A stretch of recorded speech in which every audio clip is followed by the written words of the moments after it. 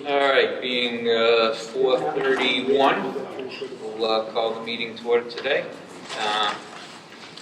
Remind everyone this meeting's being recorded and then broadcast on WHCA TV, so everyone's aware of that. If you could join me for the Pledge of Allegiance. Pledge allegiance to the flag of the United States of America and to the republic for which it stands, one nation, under God, indivisible, with liberty and justice for all. Thank you. It is on the agenda, so I will ask if there is any public comments, but I don't see anyone. Well, there is someone walking in from the public, so we will give them an opportunity to see if they have a comment. We will be allowing anyone, if they have questions during the course of our discussions, of course, to come up and ask their questions. So we don't limit things for just public comment, but seeing it's on the agenda. Did you have anything you wanted to say in public comment? And we will be allowing any questions when we're going, but you are the public. Hi everyone. I just came in on 2 wheels from Connecticut, so I don't have anything to say in this moment. Okay.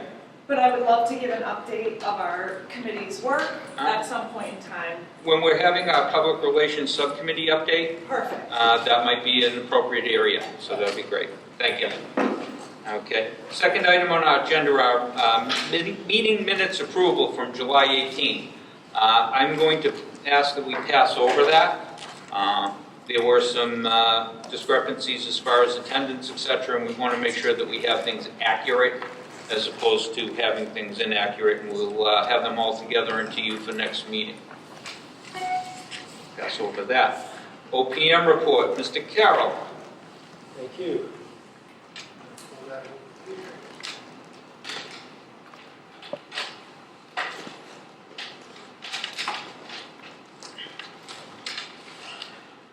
So, the OPM report, in general, we're going to give you the typical budget and schedule overview, but really a big chunk of that tonight is going to be talking about the schematic design budget estimates based off of a couple of the estimators' packages, as well as a lot of the information that we've compiled to get to the soft costs and overall project costs. But currently, up on the screen right now is the NSBA monthly report. I've highlighted the encumbered to date, which is the 813. That has not changed from last month to this month.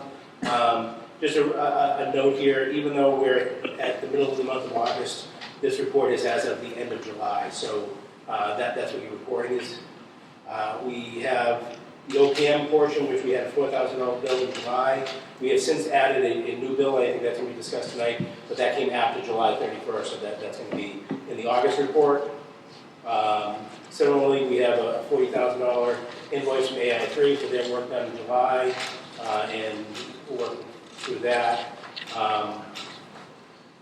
Other than that, I know John typically provides some details on exactly what we had. So those are the two numbers you saw up above. Those are the invoices that we're processing for the month of July. Those are within the existing overall budget and within the contracts that we have issued as well. So with those invoices, as I say all the time, that is within the project, it is part of everything, we're still on track and on budget? That's correct. Okay. And if the committee would indulge while those numbers were up, I know that they were included in the packet, you placed them in last week. I would bounce around a little bit and entertain a motion to accept and approve the bills as presented. So moved. Okay. Moved by Ms. Stafford, seconded by Mr. Farrell. Any discussions or questions? All it's fresh on everyone's mind. All in favor? We need a roll call because we do have members online. So let's do Mr. Scriven. Yes. Okay. Well, Elisa is not a voter, so. Mr. Farrell? Yes. Brendan? Yes. Josh? Yes. Ms. Curran? Yes. Beth? Yes. John? Yes. Yes. Yes. Yes. Yes. Yes. Yes. Yes. Okay, so it was unanimous. Thank you. So that's done. All right, sorry to interrupt, but please continue. Jumping down to the schedule, again, I believe everybody has a copy of this in their packet, but this is our general schedule. It's very similar to what you saw last time. We've just moved up the today's date out to today, or to, again, August 1st. And I put in right here, I'm going to zoom in if that's okay, kind of the key milestones that we're working toward right now. So we did reconcile the estimates last week, and we've got that presented, and that's going to be a big part of the presentation this evening. We are currently reviewing the preliminary schematic design package with the hope of getting a vote to allow us to proceed to submit that with the target submission date of August 31st. And so we'll be talking about that a lot tonight. In order for us to, the reason why we're looking to submit it August 31st is that's when the NFPA needs the package in order for us to then get on their docket with their board for the October 25th meeting. And that's when we would be looking to get approval from the NFPA to move forward into the next step. So one of the biggest part of that package is getting your funding agreement in place, and that's why we're going to spend a lot of time talking about the estimates and the dollars tonight. Any question on schedule or anything beyond that? Mr. Scriven, could you hear him okay? Not very well. I was just texting Jeff, and I'm curious, in reference to the document, I'm not sure, in reference to the schedule, and also the schedule with reference to. I'm sorry, I missed that. I couldn't hear him either. He's looking for the document and schedule. Was that document in the packet? I'm looking at his email he sent in the 3 documents, and I don't see a schedule. No, or wouldn't it have been in the Google Drive in the packet? No.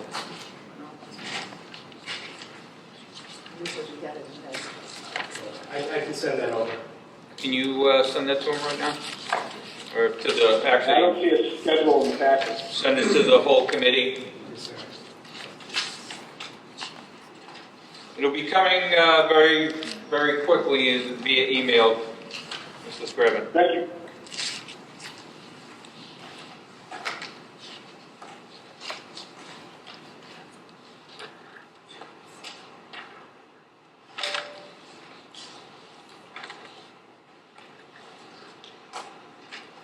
Jeff, if we move the microphone closer to Mike, would he be able to hear, at least hear Mike? Yep.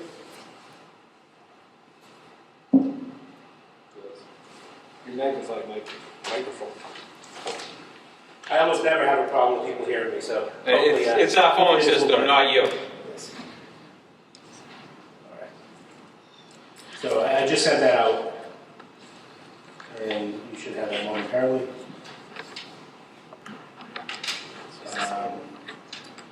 What I was really going to get into next is the budget information, and I should probably send that email out as well. 1 second. Everybody here has it in front of them in hard copy, and I'm going to be sharing it on the screen as well. But let me send that message as well.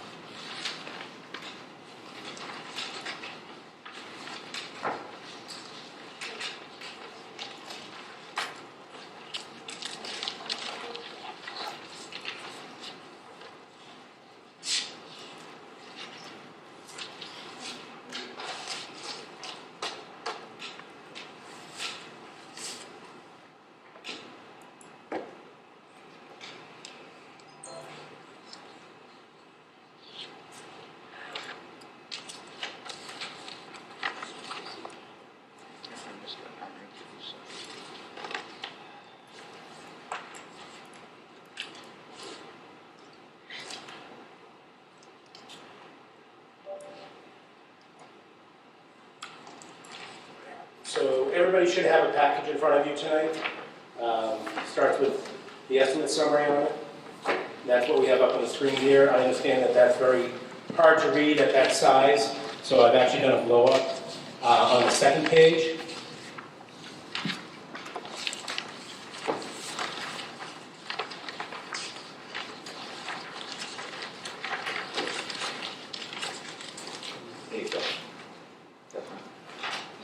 Big enough. It's big enough. So where I'd like to focus is the total estimated construction values. What this is a summary of the reconciliation that was done. So the reconciliation was, we had PM&C working direct for the design team as an independent estimator, and then we have AM Fogarty working for the OPM as an independent estimator, and they both given the documents about 3.5 weeks ago. They went through and priced up the documents, and without any discussions, they came forward with estimates. And the first estimate was 106.3, and the second estimate was 107.3. So we were within 1% of each other prior to reconciliation, which is actually, I'll say, a testament to the documents being clean and accurate, because for two different people to look at it, completely different ways independently, to come up with that number, that's good. The other thing I'd like to just say in general, we work with a lot of different estimators on different projects. As far as MSBA goes, if I had a choice, these are the two estimators I'd want. So when I came on recently, I was very happy to know that they're here, because they really know the MSBA process and the progress, and they understand how to budget these jobs probably better than anybody else out there. So what we did do is we got together with both estimators and the design team. And the design team, it's not just the AI3 team, but it's all the sub-consultants and everybody behind them as well. And what we do is we go through and we go down the list line by line. I think it probably took us about 8 or 9 hours that day to go through it. And then the estimators go back and do an update after that. But we go through line by line, because at schematic design, we're not 100% documents here. We're at schematic. And sometimes not all the details are there. So these guys are good at filling in the details, but we want to make sure that the details are consistent with what the design team intended to do. And that's what we did. So we went through and we reviewed those, and in the end, we have an update here, and that update is that the 106.3 went to 106.7, and the 107.3 went to 107.5. So they both went up just a little bit, but they actually got even tighter at that point. Ultimately, the MSBA has us reconciled to one number. Sometimes you might think you take the middle of that, but ultimately, as AI3 will own, bidding, a package that's on budget, we carry the estimator that is associated with the architect. So that's what we've done here. So our reconciled value here is this column here in yellow, which is the 106.7. We assume the first question you have from there is, well, how does that compare to where we were at PSR, which is preferred schematic? And at that point, we were at 101.9, so we were several million, about $4.5 million under where we are today. So I guess that's the first step. I'm going to have some explanation on that, but if people have any specific questions on the estimates or the process, I'm happy to review that before I go into the next step, which is reviewing kind of at a high level where we're at with that and why we feel that we've creeped up a little bit there. Is that mostly because of increased cost, or did we also add more items within the project? I mean, we were talking about the green and all the things we were doing there. Is it mostly just cost increase, or is it because we added more apples to the orange cart? I think it's mostly pot A, if you will, but there's probably a little bit of pot B. And let me explain that. Pot A, the market, when we were looking at this 6 months ago, everybody probably remembers interest rates were starting to climb. The commercial construction market was starting to slow down substantially. And we felt, based off of those types of factors, that we're projecting out escalation. And the escalation, in COVID might have been 8% a year, 9% a year.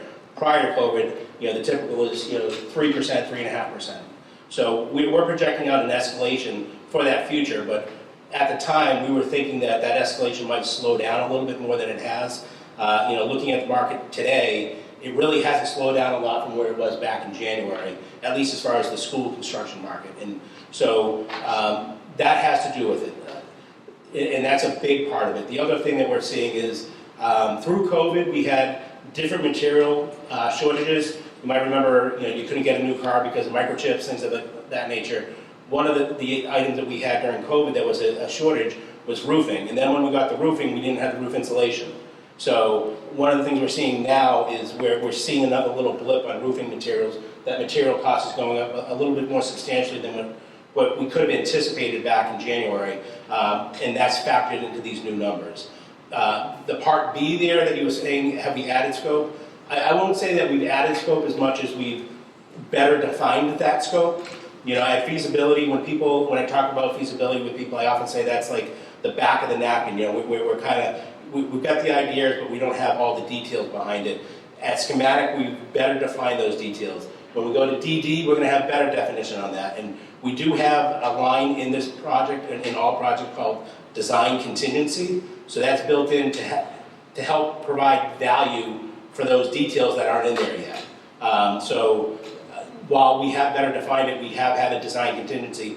That design contingency goes down at each step. So I believe, I can pull it up, but I think it was 12% at feasibility, at the end of feasibility, and now we're going to 10% now. So every time we get a new estimate, that design contingency goes down, because in theory, that detail is now in the documents.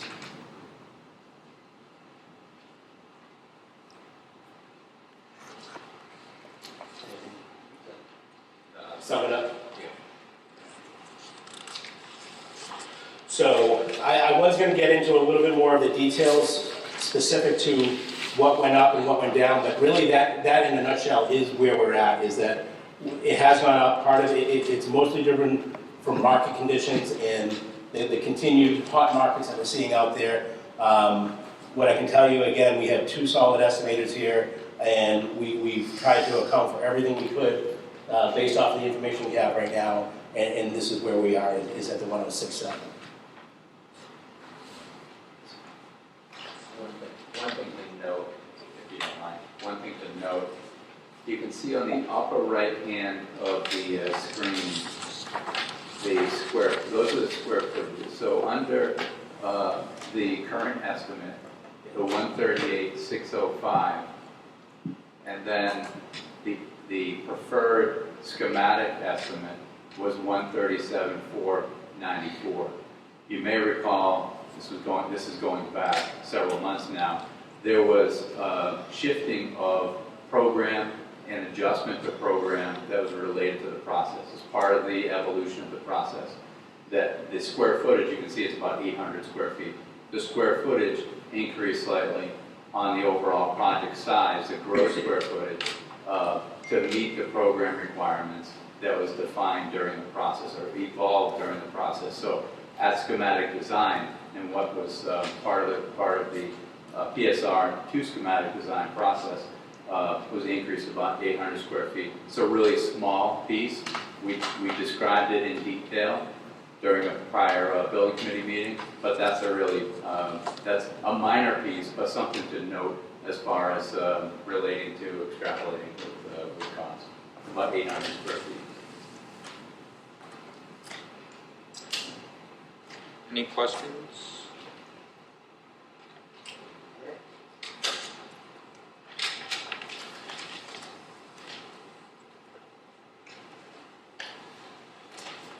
So now what we want to do is we want to, again, always compare to where we were previously and understanding where we are moving forward.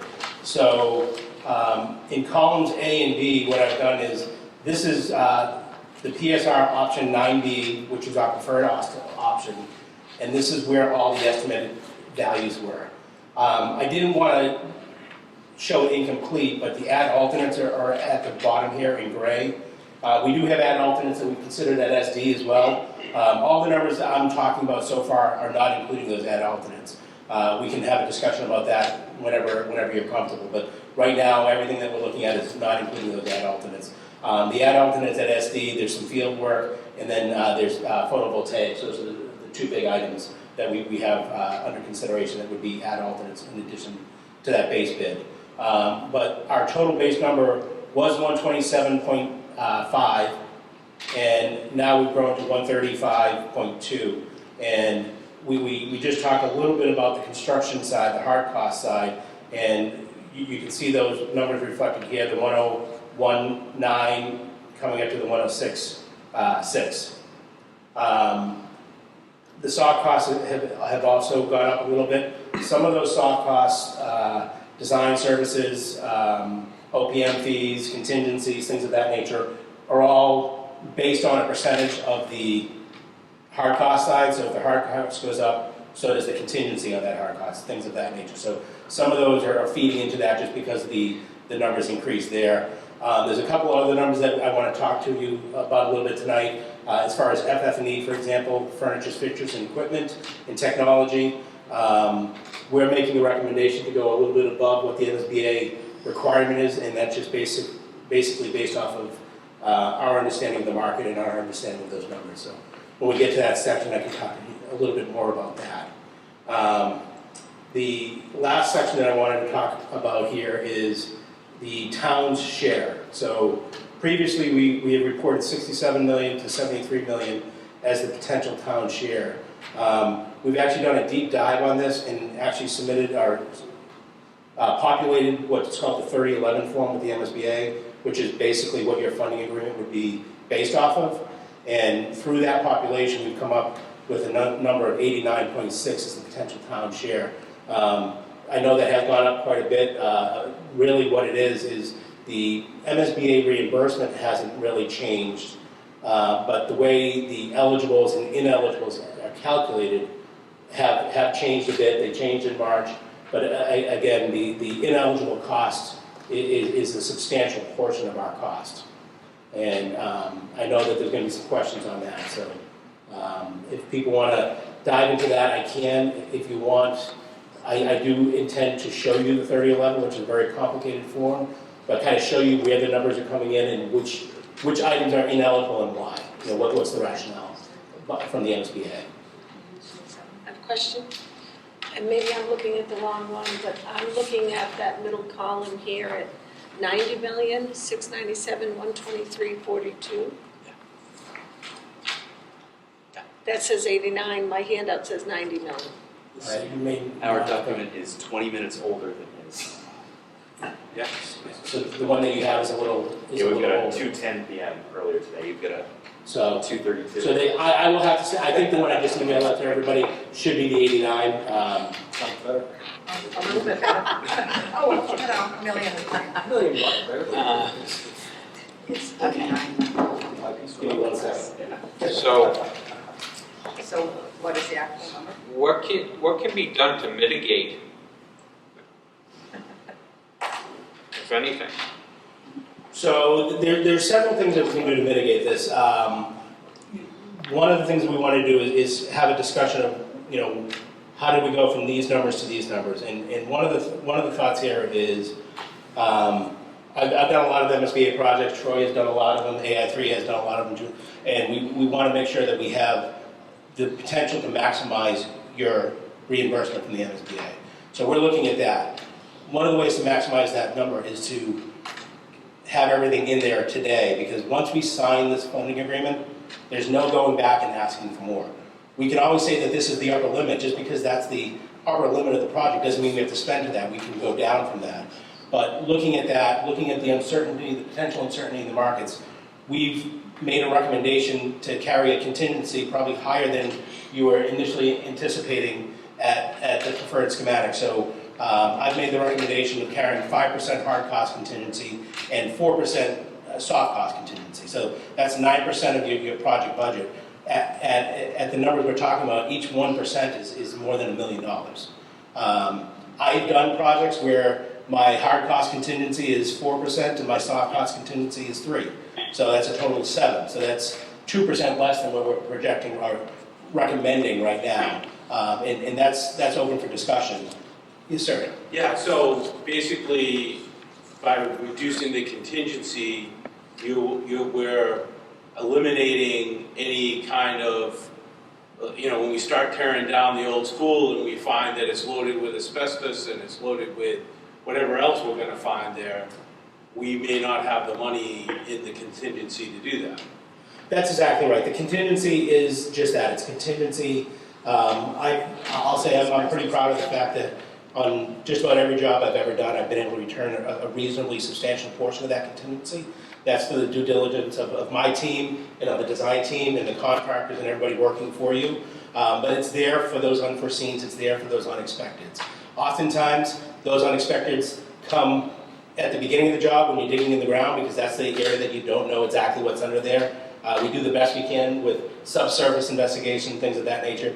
The other area you mentioned is when you going into the old building, doing demolition and stuff like that. Again, we do a lot of due diligence, but you can't open every wall and every ceiling, so we try and do our best. A lot of what I've seen, if I may, Fred, a lot of what I've seen too is a lot of projects that went to town meeting last year, fiscal 22, fiscal 21, and they do their whole year's worth of getting it out to bid, and they go out to bid and it comes in $25 million more than what they had because the construction costs have gone up. So if we eliminate contingency, if we kept the contingency where it is, that would help us and keep us possibly from going back and asking for more, which a lot of these towns have done and had to do because the costs have gone up so much.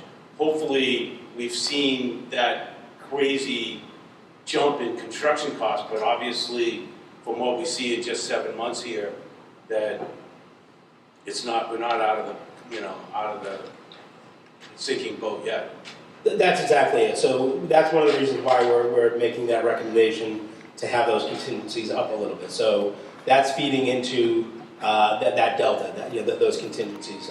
I don't know that, I mean, 2 million is a lot of money, but when you're looking at thinking it was 73 to 89, I mean. So the 2 million is really the 27 to 35. So we've gone up about $4.5 million on construction value. The contingencies are up by a couple of $1 million. The FF&E, which we'll talk about in a little bit, is up by about $800,000. So if I do 4.5 and 2 plus is 6.5, and another $1 million is 7.5. That's most of the difference between the 127 and the 135. So hopefully, I mean, that's step one. Now the difference between the 73 and the 89 there, the difference there really comes down to the reimbursement rate. We were expecting somewhere between 59 and 62%. We're now expecting 63.3. So we're actually expecting a little bit higher reimbursement rate on the eligible costs. What's happening is the costs that are eligible are substantially less than what we were forecasting back in January, and that's really where it comes down to, is that those costs, the overall costs have changed a little bit, but more to the point, the eligible versus ineligible is what's really The forecasted costs were based upon MSBA's reimbursement at the time. And today, it's a different reimbursement, so they've changed their formulas. They've changed some of the formulas, that's correct. So what is eligible last time is no longer eligible for this time? Well, really what it is, and maybe if we get into the 3011, it might make it a little bit clearer, but what happens is the MSBA has caps. So, and they have different caps for different parts, and they've changed the way some of those caps have been calculated a little bit. So, for example, design fee has always had a cap that it can't be over 10% of the construction value. And you can pay the designer more than that, but they're not going to participate in that. But with the adjustments now, that 10% cap isn't in place, but they also have a cost per square foot cap in place, which actually reduces it even more. So in reality, I think we're getting about 6.5% of the construction cost as a reimbursable expense, and the other 3.5% in that 10, because we're right in that range, is being non-reimbursable. It's very similar for us with our fee. Our fee is typically about 3.5%, and that's what we're putting in the budget. And the MSBA has always allowed up to 3.5%, but now they've got square foot costs in there and square foot caps, which are reducing that. And when I say the fees, just so everybody knows, these are the budgets for those fees. These aren't actually the fees themselves.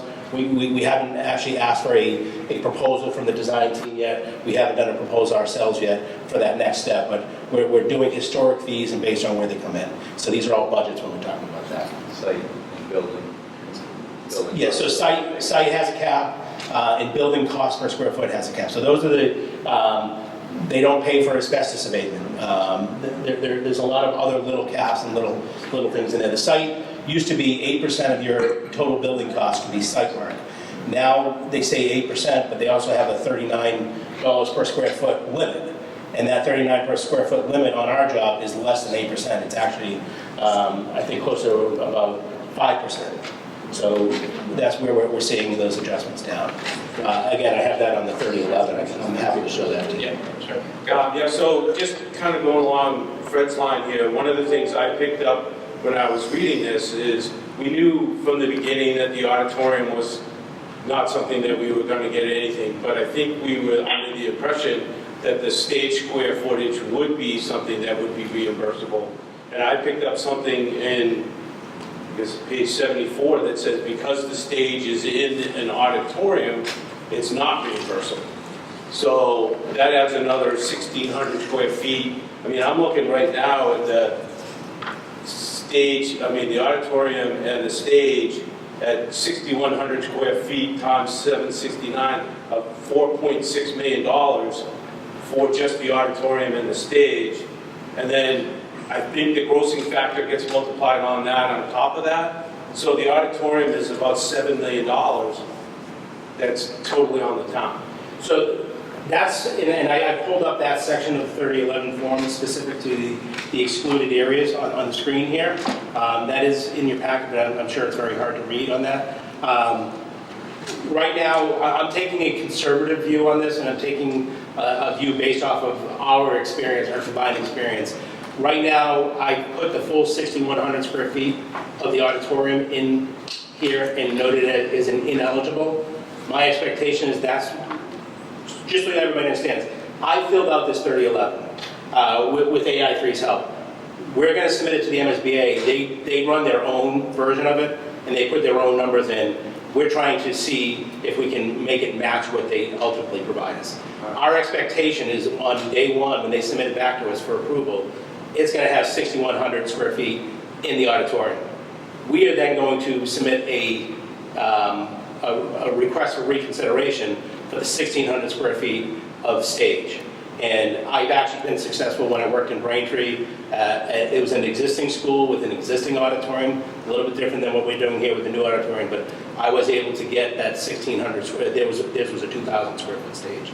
And it's not only 2,000, but you nailed it on the head, it's 2,000 times 1.49, which is our grossing factor. So the 1,600 is actually closer to 1,900 square feet. I'm thinking the 3,000 square foot wellness center is also non-reimbursable as well. So we're not just talking 6,800 feet of the gym, we're also talking another 3,000 square feet of the wellness center.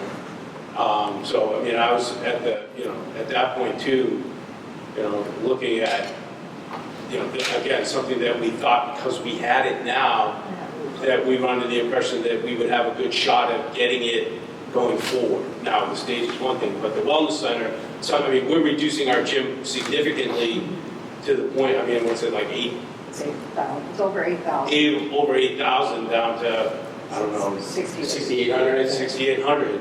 And, but if the wellness center isn't reimbursable either, that's another 3,000 square feet times 1 point grossing factor. It's just, a lot of that stuff's getting crazy. But to me, those are the big areas that we're kind of stuck at right now.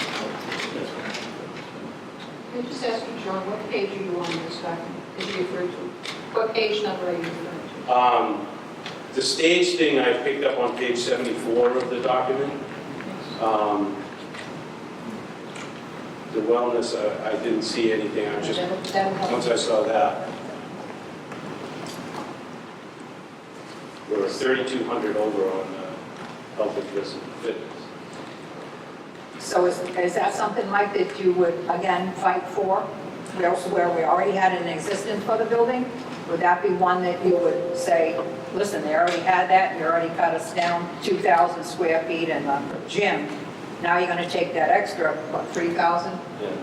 And cut that too. So that's like, 5,000 square feet less than we already had in existence with the building we had.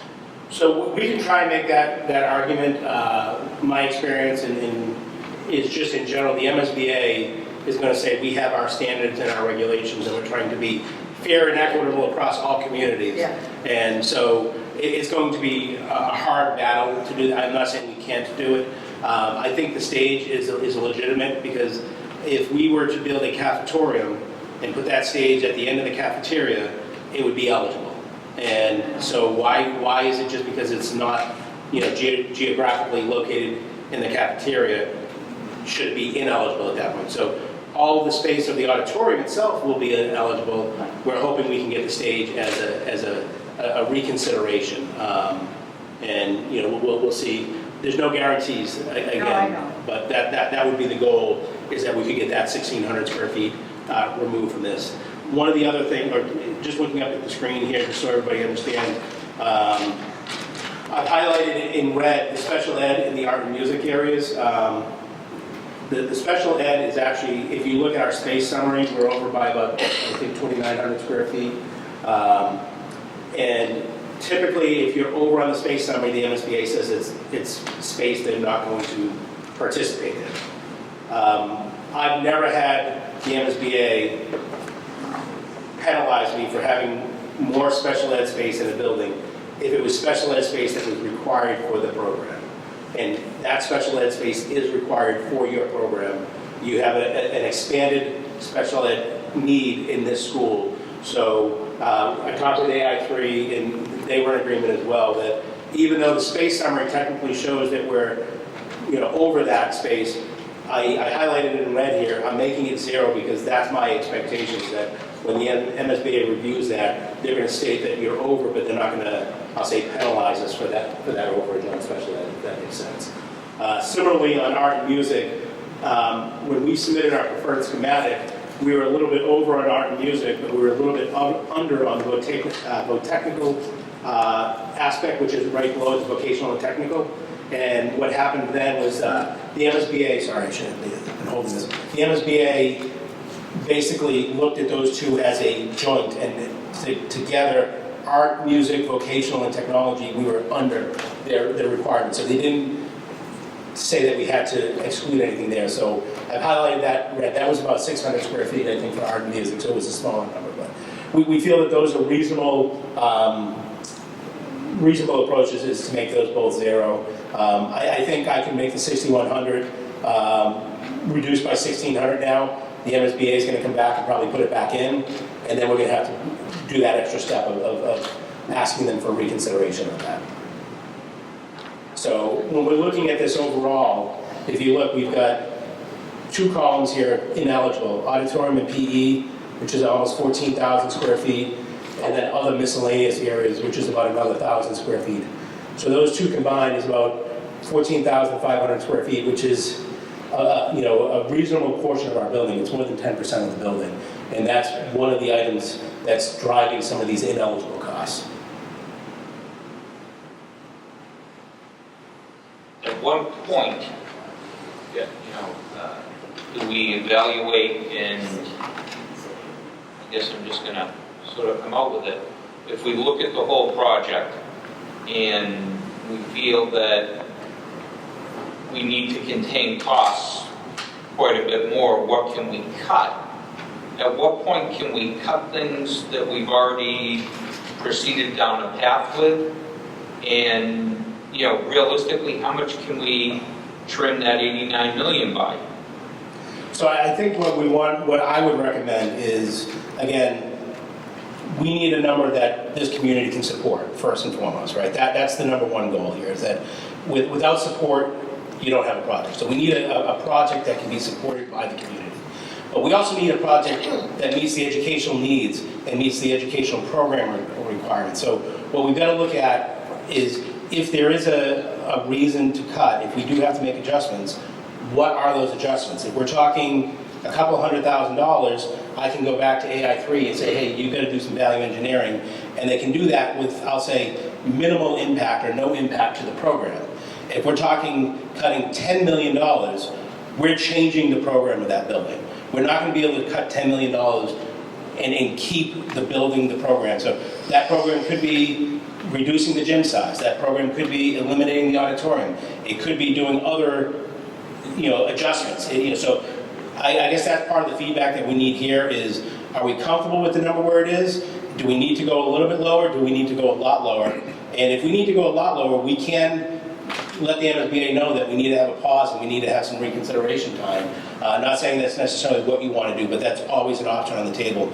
Once we sign the funding agreement, once we get past this next step, it's much harder to change that program. And if you do change it, they're probably not participating for anything over and above what you've already signed for. Sorry to keep on in here, but we have an August 31st deadline. We're not going to be making any cuts between now and August 31st that are going to, I mean, I'm asking you guys, there's not a whole lot we can do right now. We're kind of stuck with this number. And once it gets into MSBA for October, I mean, we're kind of stuck with this number for town meeting, and I don't see how we can do anything in the time that we have to change it dramatically. I mean, am I wrong? Hopefully I'm wrong, but I don't see that I am. So I think we have some areas that we could talk about with contingencies, with the FF&E, things of that nature, that could reduce this by several $1 million. It's not going to reduce this by $20 million.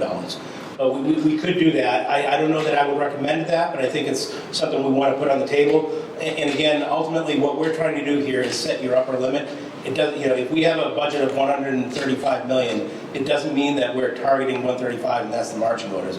We can always have discussions that where we want to target something less than that. But if it's a lot less than that, then the only way we're really going to hit that is by changing that design or changing that program. I think you also hit it on the head later, Mr. Galvin, is that we want to set a realistic budget. We want to set a realistic number so that a year from now, year and a half from now, nobody has to come back and say, you're $10 million over budget on bid day, or you're whatever that number may be. Exact examples that we've seen over the past year and a half. We don't want to have that happen. And so PM&C and AM Fogarty, who know the market, know what's happening in the market, both the school market but also other areas of construction, have identified the realistic costs, and that's what we're presenting. The area of the variation of the ineligibles and the costs related to the town share, as Mike was talking about, with the caps that the MSBA has recently developed or employed in projects. That's the lion's share of what the increase is. And the only way to really substantially reduce that is to go through some of the contingencies and some of the overall allowances that we, Mike, is carrying in the 3011 now as the first step in the evaluation of the project financials. This is when the 3011 comes into play, and when the level of detail that we're getting into comes into play to evaluate the construction cost, to evaluate the total project cost, to evaluate the MSBA reimbursement. And so this is why we're getting into so much detail on what aspects of the project is reimbursable, not reimbursable, and using data from before to somewhat evaluate it before.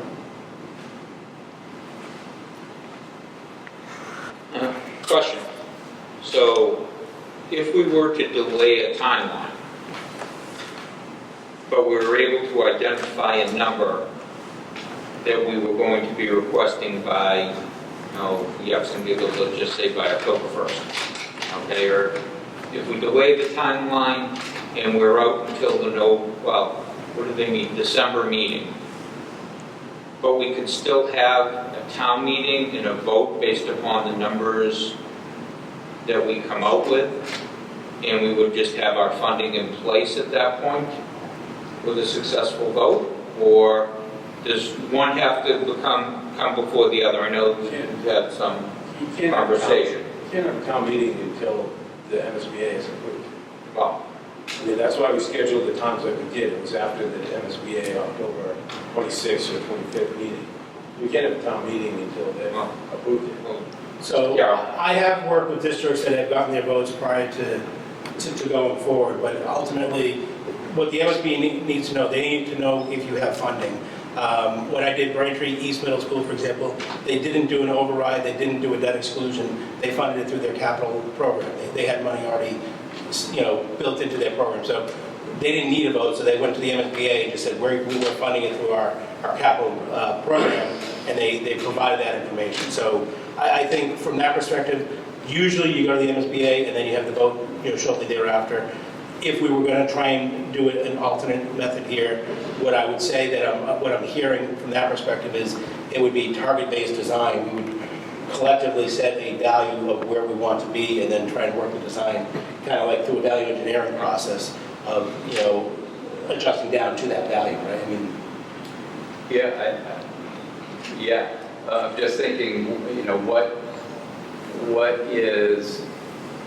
what is that value? Is it a number? How do you identify what that value is? And the only reason why I mentioned target-based design is that I think we were talking about needing that number by the end of the month, by the end of this month, in order for us to have the vote. So that's why we don't have time to go back and I'll say remove the auditorium and then have the estimators reprice it, and have that price by August 31st, right? So correct me if I'm wrong, we don't need an actual number for the debt exclusion vote. The DPW didn't have one for the debt exclusion vote, they just said some money, whatever. We do need it for town meeting. We need to have the exact amount. Yes, that's correct. And so what do we have, a week before town meeting, before we have to have an actual number? 2 weeks for special. It's 14 days. We have to post on special 7. But we have to post the warrant for the 35 days for the special town meeting. I'm getting the We don't need language to have on a that number. now. The selectmen then have to vote that, to put it on the warrant, and the clerk has to have 35 days. The warrant actually gets posted 14 days, at least 14 days prior. Fair? Yeah, so, obviously, first of all, thank you for your excellent presentation, explaining it the way you did. I just, when we look at this increase in price, for whatever the reasons are, I still go back to the same thing, is that this is going to come down at either town meeting and then in the ballot box as either or. What's best for our town, not today, in 5, 10, 15, 50 years. And then it's going to come down to what if. So I guess I've asked the same thing a long time. If we do cuts, and I don't know who the town is that has, I don't know who's setting the town limit, first of all. I think we all say the town won't support. I think everybody who lives in the town has different people that say what the town can support. So that's why we have a democratic process, and that's why we move forward. My question is, though, is what is the value, knowing that all these increases took place, to if you're stuck at the moldy, non-performing Whitman Middle School? The last thing I heard was it was, what, 56 million or something to bring that up. So I think the question needs to become is, as we're increasing for a new school, where's the increase to stay put? Because I know that it's a 4-year expansion. We have those numbers. We do have, and Sure. AI3 will be presenting that. Okay, right, because I think that's really, when this group gets here, we have to make those decisions. Is it here or is it here based on what we have? So I just hope that we can continue before we go down these roads. Oh, no, and I'm just trying to You're bring doing a great everything job. out into conversation. Yeah. I look at it as, we need a new middle school. We absolutely positively Sure. need a new middle school. Talking to people, Sure. and my own pocketbook even, that increase, it makes you really think. Oh, I completely, Okay, I am as to what is 1,000% going to with be you. my tax bill. Yeah, How much am I going up? right. you know, geez, do I want to spend another 2,000 a year? And now all of a sudden it's another, you know, 2,500 to 3,000. Completely, I just want to get to the informed decision. You know, Because so- what's left if you only have that middle school? What's left if this doesn't happen? So I think we need to get to that Right, aspect and we've of got, it, to be fully Julie has informed. the number as far as, because Right. everything goes up. Sure. And, you know, quite frankly, the way my mind works, if you went from 127 to 135, that's not really a big deal. It's a lot of money, Right.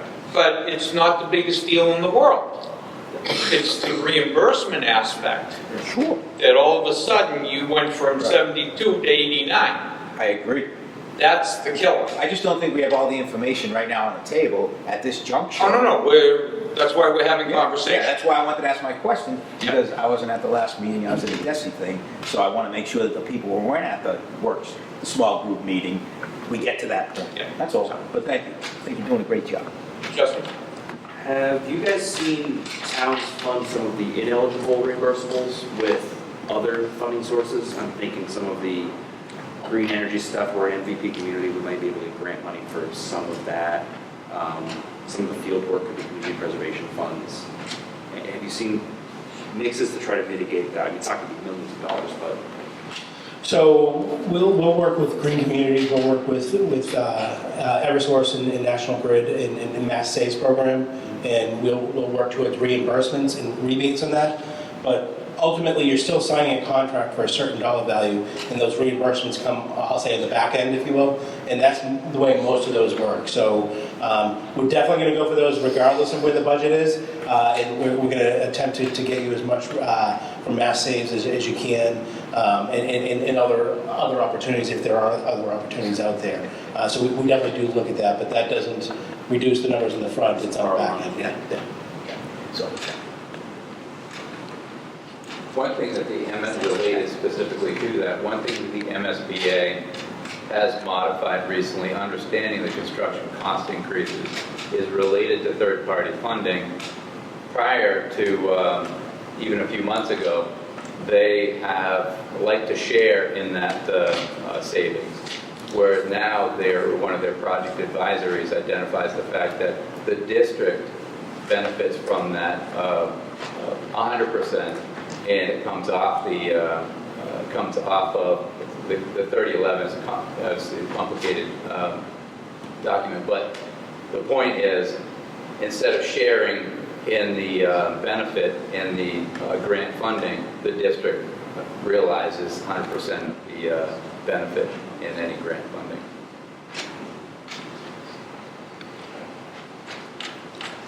I'd just like to know, because we're overwhelmed with information to the point where you have to, thank John for staying on top of this.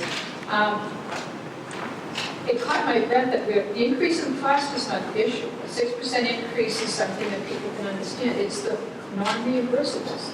And that's up 24%. The cost of the project is now up 24%. But the identified ineligible costs, we already knew about that. We knew about the auditorium and we knew about the gazette aspects of it. So Maybe I can go through and show a couple put more together of the another ineligibles. document. Not that we need one more document, but another document so that when people ask, because people have started to ask. So the document is in your package. I'm going to try and keep it at a 10,000-foot elevation here. I'm happy to dive down into the details a little bit more. That might be better for a separate meeting and really getting into this, because this is a very complicated form. But the form that's up on your screen here is the 3011. And I'm going to just pull up the actual live file, if that's okay.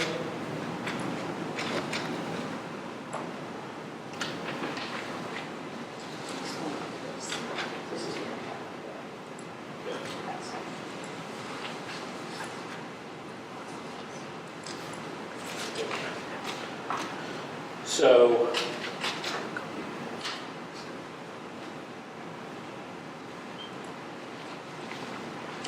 this is that form. What's the name of the document you're looking at now? This is the 3011 form. With the file that I sent over, it's a document that has the yellow and gray and blue. It should be about the 1, 2, 3, 4, 5 and 6 pages in your package. Are you referring to the packet that was sent to the school committee through Jen, or are you referring to the few documents you sent in an email? The first, the documents I sent in the email, the second packet.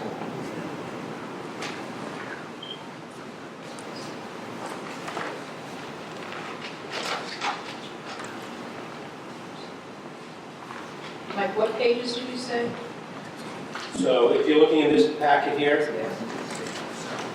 we've got the estimate, and we've got the summary, and then I've got the budget review, and then the highlights for construction, and then we have that page there. So it's your sixth page, I believe. So 107? Or it's 607? Page 6 and 7. So obviously, that's too small to read up here, but I'm going to zoom in on the ineligibles and just run through the ineligibles, again, at a pretty quick pace, a quick high level, but I'm happy to get into any details as needed.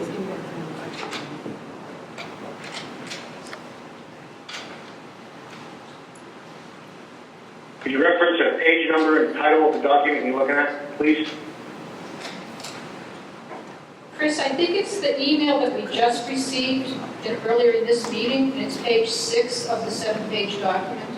If you received. Yeah, I got that one. I'm just not sure what page he's looking at, because I got two emails with Page different 6. documents. But I have the one that's a 7-page Yeah, attachment. it's page 6. Still not of sure 7. which. Say it again, please. Page 6 of 7. 6 and 7, thank you.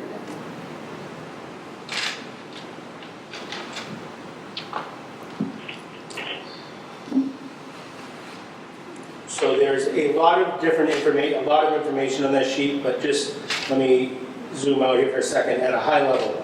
This first column is the detail of the different items that we're breaking down. The second column is the value of those. The third column is what is ineligible, and that's where I'm going to focus on in a second. And what happens is most of those numbers are derived from this section over on the side with the blue and the gray. Those are MSBA calculations, so that's what we talked about before, that they have a cap on OPM fee, they have a cap on designer fee, they have a cap on site work, they have a cap on building costs. So those are calculated on the right-hand side there, and then those get moved back into our budget as ineligible lines. So, and again, I apologize, there's not really a simpler way to present this. It's a complicated document. So if people have questions, but as I go down, if you look at the top here, this is our estimated budget now. You can see these a little bit easier on the screen. That's the yellow column, if you will, right next to the names. And then the next column over is basically the ineligible costs. So as we scroll down that line, let me start at the top. I didn't have it at the top there. The first two items we have as ineligible are related to the owner's project manager's fee. And if we look off to the side, that tells us to go to a specific cell. And basically what it is the $300,000 there, that is excluded because of the extra square footage that we have that's ineligible. In addition, we have the exclusion, sorry, I'm trying to make this a little bit bigger, of $800,000. That's based off of the cap. So that $800,000, if we were only doing a 3.5% cap like the MSBA used to do, that $800,000 would be eligible, but it's now ineligible. And that square footage, the $400,000 is for the square footage of the building that is an ineligible space. So basically, we've got about $1.2 million of, almost $1.3 million of ineligible costs related to the OPM fee. We're not going to pay you that much. So again, these are budgets, these aren't the final numbers.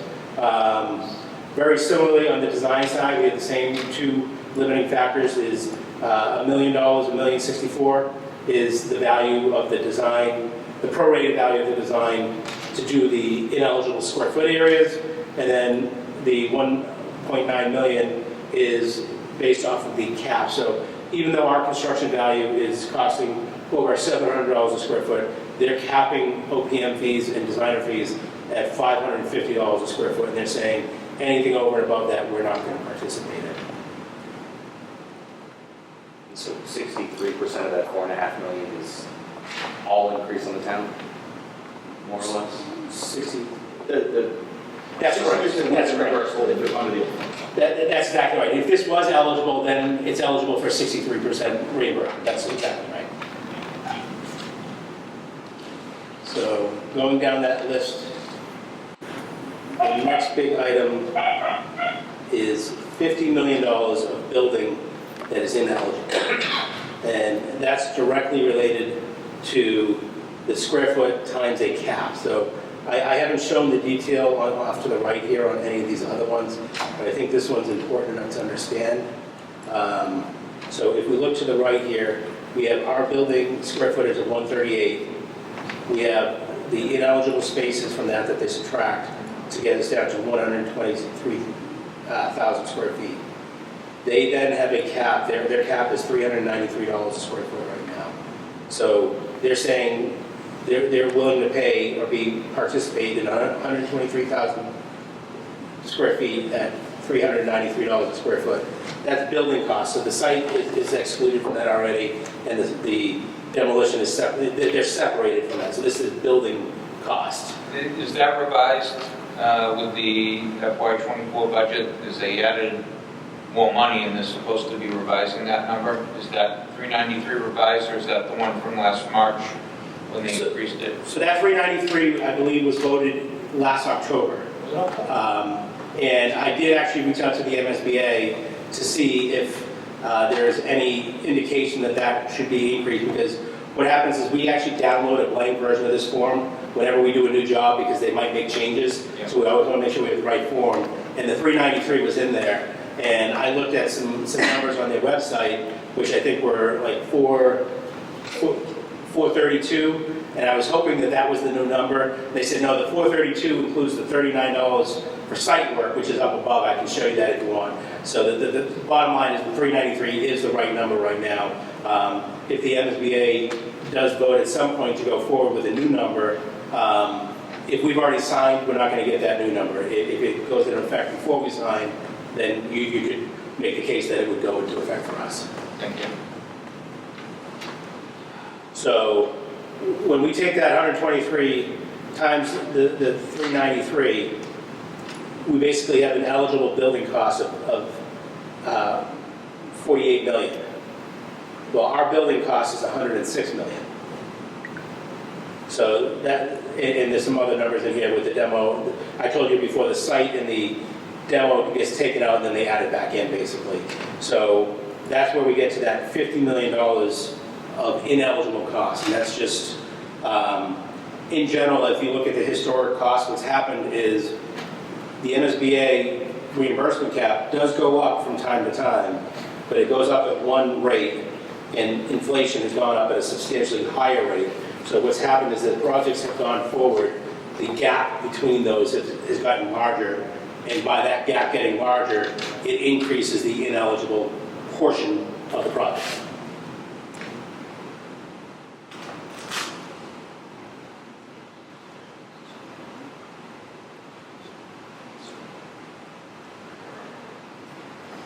So that's the big number. That 50 million, obviously, that's a huge number. The other part that I have in here is the MSBA. So I've been working as an OPM in various capacities for about 13 years now. When I first did my first job, the MSBA had an allowance for furniture, fixtures, and equipment of $1,200 per student, and it's still at $1,200 per student today.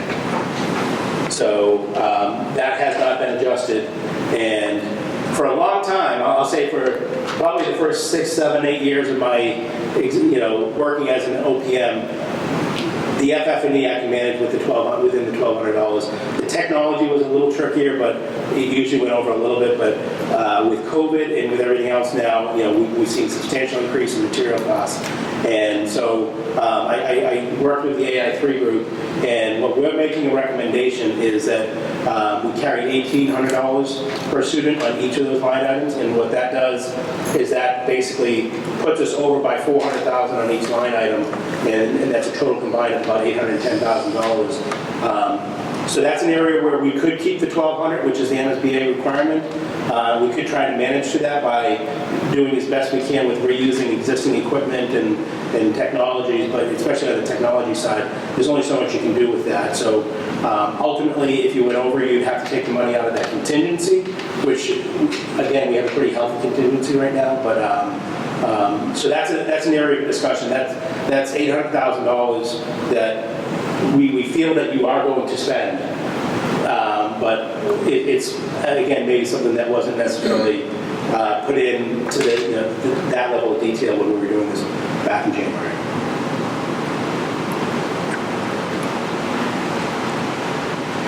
And then the final item I have is just I mentioned before, we have a construction contingency value, which is 5% of the construction budget, and we have an owner's contingency value, which is 4% of the construction budget. Pretty healthy contingencies, but not extravagant, not too high, but certainly not the lowest I've ever worked with.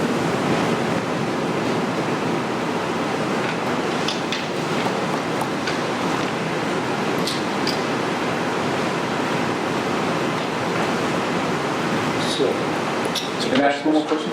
So when you said that we were $50 million approximately in non-eligible costs, that then does take into a lot more than simply we added an auditorium and we increased the gym, correct? That's correct.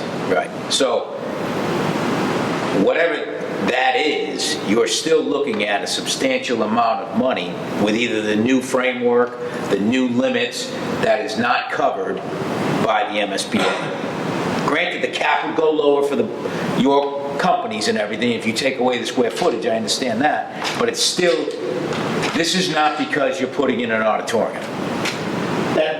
You're right. I think 7 million of it might be the auditorium, right, but that's not the 50 million. That's exactly right. And really where it comes in is, I'm just trying to get this so you can see it. So our construction costs are $770 a square foot. The MSBA, the 393, when we added the site work and all the other miscellaneous items, they're willing to reimburse at $457 a square foot. Okay. So we're more than $300 per square foot apart.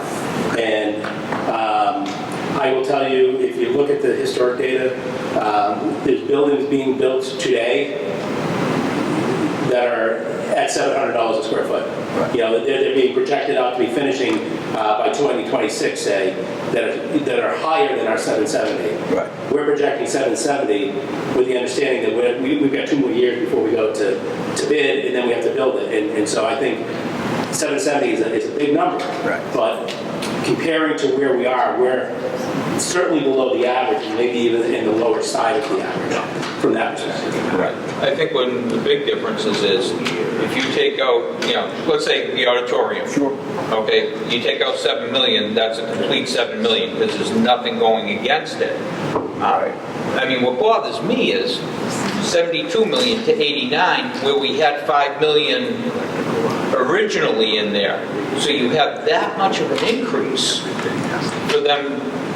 I understand a little bit of construction costs and whatnot, and I don't know what we were carrying for an anticipated reimbursable. I thought it was less than the 62% or 63 that you mentioned, when we had our prior cost estimates done.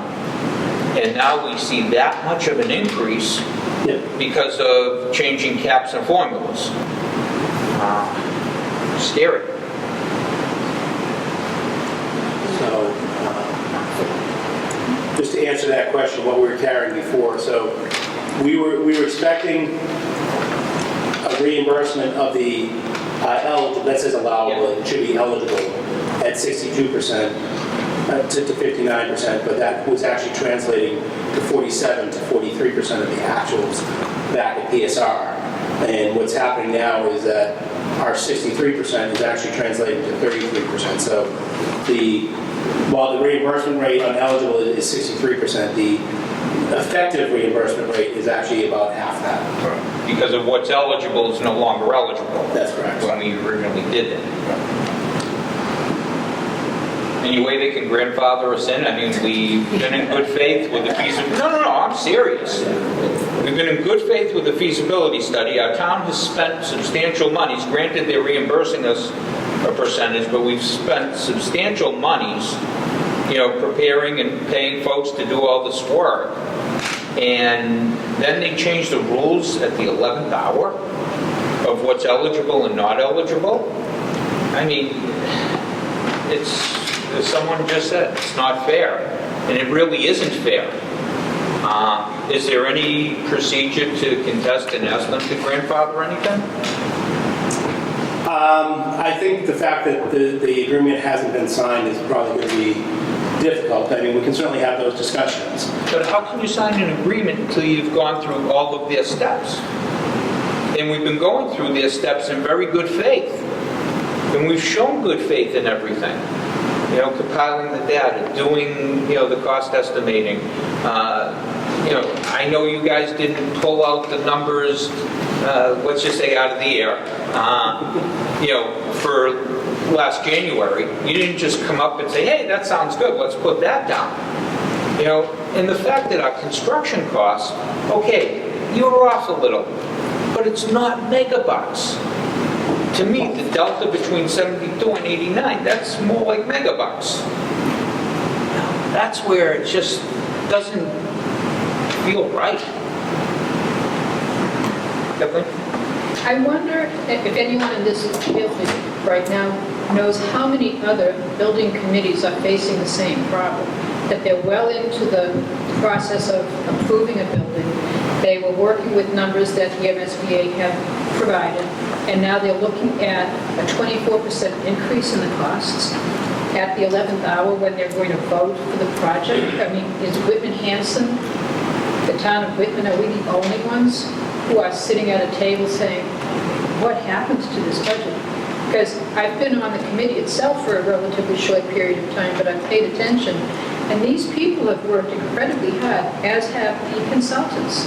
And this isn't something that we can sit here and cavalierly say, oh, don't worry about it, the people will vote for it. Or conversely say, let's get rid of the auditorium and whatever else is in there ineligible, because that won't bridge the gap. We need this building, and we've done our due diligence trying to make sure this is a responsible project. How many other towns are in the same boat?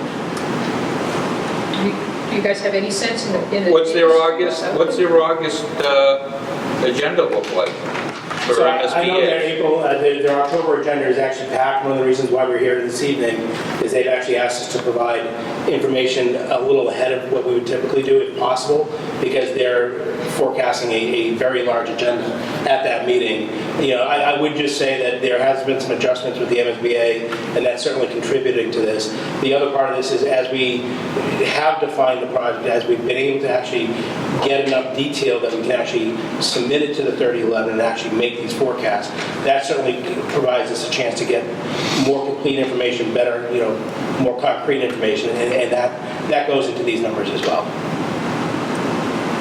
Well, Jack will get into a rubber room. I'll get into a rubber room with him. So I like hearing that.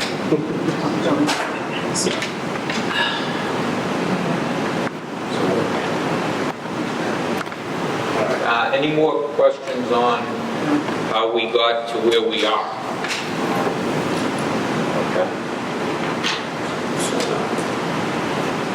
I think the only other thing I had before I turn it over to AI3 to talk about their numbers, I know, John, you've done some numbers in the past on taxpayers and stuff like that. I'm actually planning on having a meeting on that tomorrow morning to kind of review that and get some better information. Just to, I'll say, information on today, like up to date, because interest rates have changed and things of that nature, trying to understand what the impact was. I did try to do some back of the envelope, I'll call it, calculations myself today. What I had done was I found a report on the DPW building and what the rate would be for that, and I tried to project out from that. I don't know if that's the exact right way to go about it again. So I'm willing to share something if we want to, or if we want to wait till I... Is a ballpark, I'm curious. Well, I mean, the DPW isn't even funded, is funded by the town. We're being funded by the district. They don't even have the same bond rating. So I don't know how we can use the DPW. What interest rate did you use on the bond? Well, I didn't even get that specific. What I did here is I looked at the DPW was at 20 years, $244 per year per household, and I just prorated that for the 17.8 million up to, 40 million, 50 million to see, again, just to give us an order of magnitude, but I don't know how accurate these are. Again, I was trying to get a more definitive calculation on this, but I didn't want to come to this meeting without having made an attempt at what those numbers might be. It'd be interesting to know if Mr. Stanbrook would have any idea of if we were to fund it today. I mean, I had used 5% back in January. I don't know if we're still there. The town's probably better than the district would be because the bond rating's better, but John, do you have any? Or at least 5. At least 5, say 5, 5.5. So what do we just get? Yeah, so I quickly ran it through the... Blank, I'm trying to think of It's that. 5.5 if I remember correctly. 5.5? 5.15. Short term's a little bit Yeah, so I mean, I quickly different. ran 5 and 5.5 when I came in here. Now, I used the 90 million because that's what was on the document, not the 89. But at 5.5, it's a 26.9% increase to property taxes. The average taxpayer would pay $1,506 more a year. Is it a 30 or 20? Based on a... So that's more 30 than I had. years. No, we 30 years. It would have to be a 30 It would year. have to be 30 years. The initial payment for the town, the first year payment for the town would be $7,550,000 and change. That would be the payment for the town. And John, you came up with 1,500 for median house? I'm sorry? $1,500 a year for median house? 1,500 for median, yeah. 400-ish? 420,000. It's a 26.91% increase across the board. So, I mean, pretty much you can look at what you're paying now and multiply it times 26.9 and add it on to what you're paying. And a lot of people have homes that are A lot of people higher pay than less that. or more, Right. So, I mean, again, I was on the 90s, 90 million, so it's $1 million less than that. But And then the DPW. that's the same way I ran it back in January, so. Yeah. And I know when I ran it in January, when John ran it, I was right in the same ballpark. He ran it totally different than I did in the school committee, and I was pretty, so I think the way I'm doing it is, although not the official way of calculating it, it works, it gets us close. It's a ballpark. It's a very close ballpark. In our meeting tomorrow with you and Kathy Keefe, we'll plug in these numbers and see what it looks like. Yeah. But again, it would be based on your interest rates because it's your borrowing, not the town, so that would be higher than the town.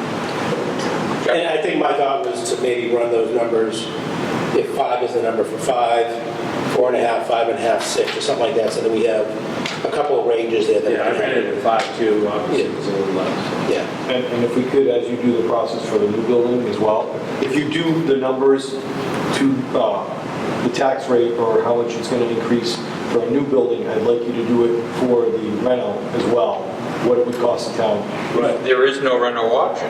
There is, we're going to have to put it up. There's a base repair. Base repair. Base Right, repair. so I don't know if That's those- not renovating. That's not giving the kids any renovation or anything new. Correct. That's just fixing Fixing what we have. this. It would be, Rusty, I'm decrepit telling you, you're building. talking 50 million there, Correct. so. So that's what I just want to 50, see that 60, number as whatever it well. is. Just need the number Julie to will tell run. us it's gone up.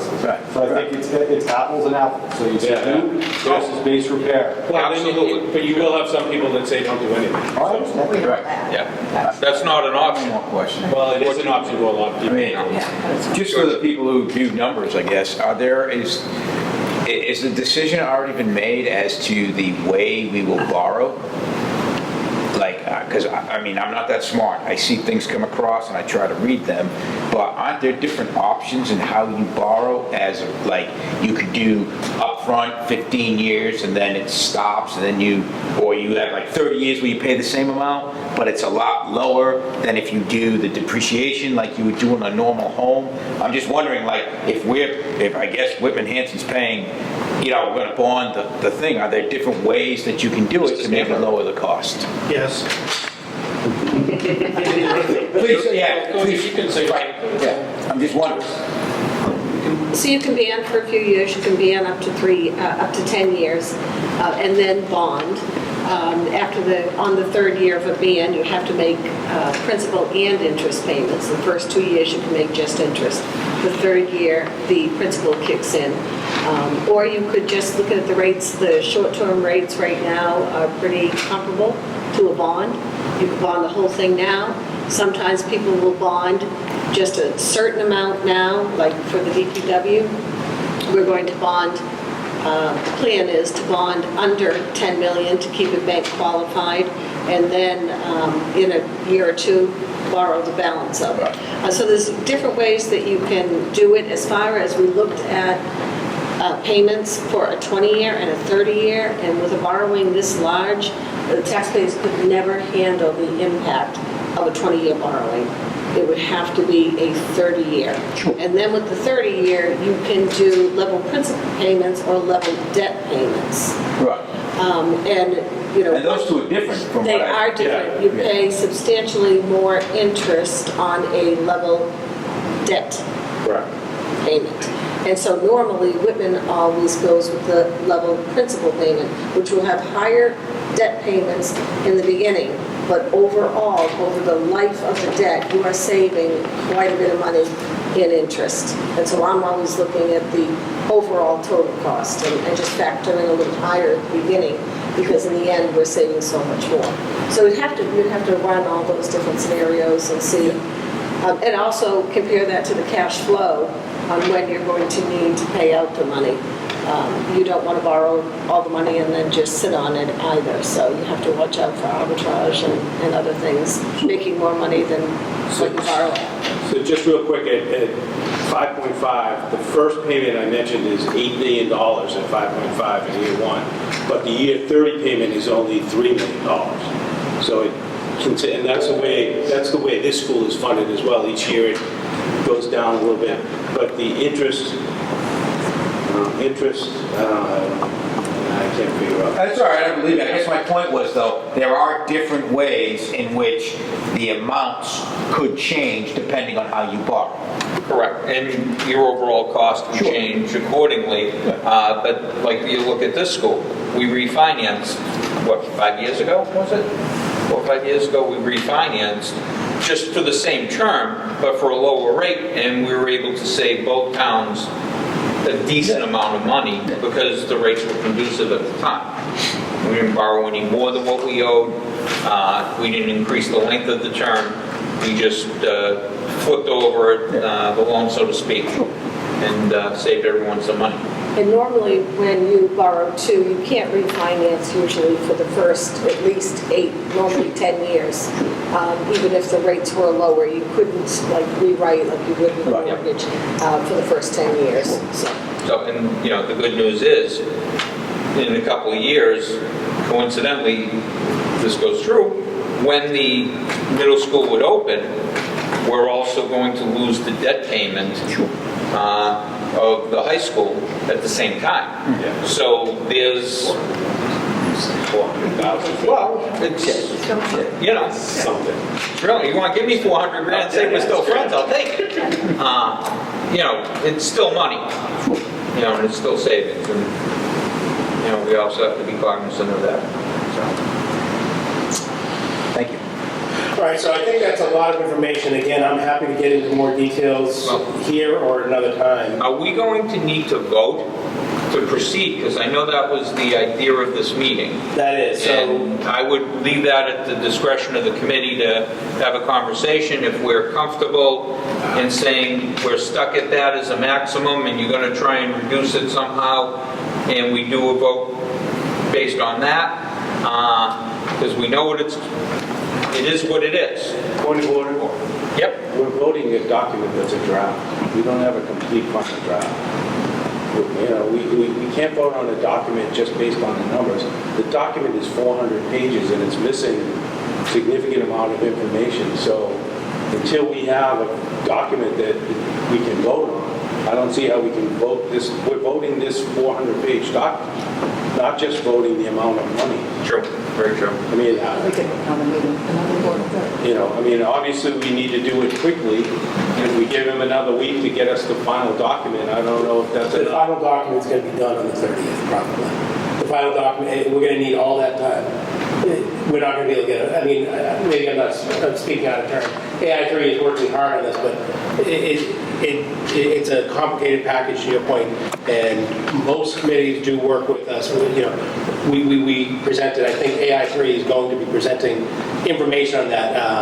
I think the agenda had public relations next. I was actually going to suggest to have the designer maybe come in and have their discussion about the package itself, and then maybe see how people feel. If we're not comfortable voting on it, then you're not going to vote on it. But ultimately, we can't come back. But even in a week, I don't know that it's going to be 100% document at that point. All right, and why don't we do that? If you're done, let's flip it up and you get the designer report.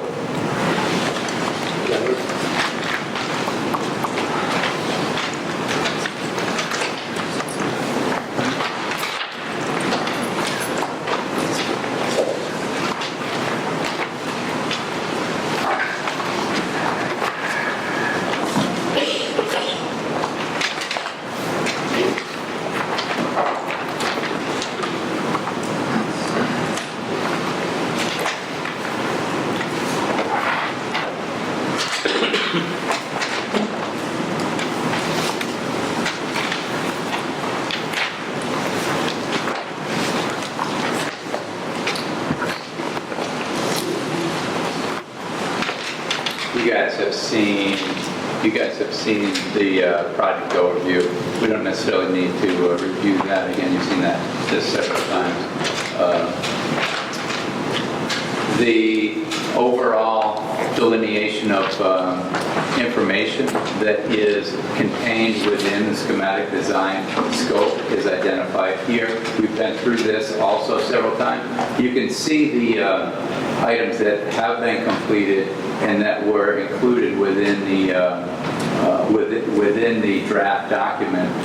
The majority of what is remaining that is not in that document is related to the budget, is related to the estimate. So all the content related to reports or the room data sheets, the letters related to compliance, et cetera, those, all the massing development, material information, that's within the report. It's the financial component and the votes that is not currently in that report. So the majority of the information is there for everybody to review and to vote on. It's that financial component, just for clarity, Mr. Galvin. So you guys, we've been through this significantly over the past hour or so. But one thing I will highlight related to this is obviously comparing reconciled SD cost estimates, the preliminary PSR cost estimates, and the one thing I will highlight here that has not been specifically highlighted previously is related to the new renewable energies. The lower left-hand side, the $8.1 million. That's what the estimators have identified for an 800 kW system. I put an asterisk on that because, as you can see previously, during the PSR cost estimate, it was about $3 million. They have acknowledged that they don't have the latest information on cost data, and it's not something they typically do. So what we're doing is helping them with the latest information and cost estimates we received, or actually it's not cost estimates, it's bid information for Watertown High School. And that information, and we're going to extrapolate that, use that with our solar design consultants, and refine that number. It's going to be very similar to what it was before, in the $3 to $4 million. But this is an ad alternate, and I just wanted to... I do have a question. Sure. Now, does the order of the ad alternates matter? Because I would think that renewable energy would be the first item for the project. I mean, don't get me wrong, I love ball fields. You know I love ball fields, I spend way too much time at them.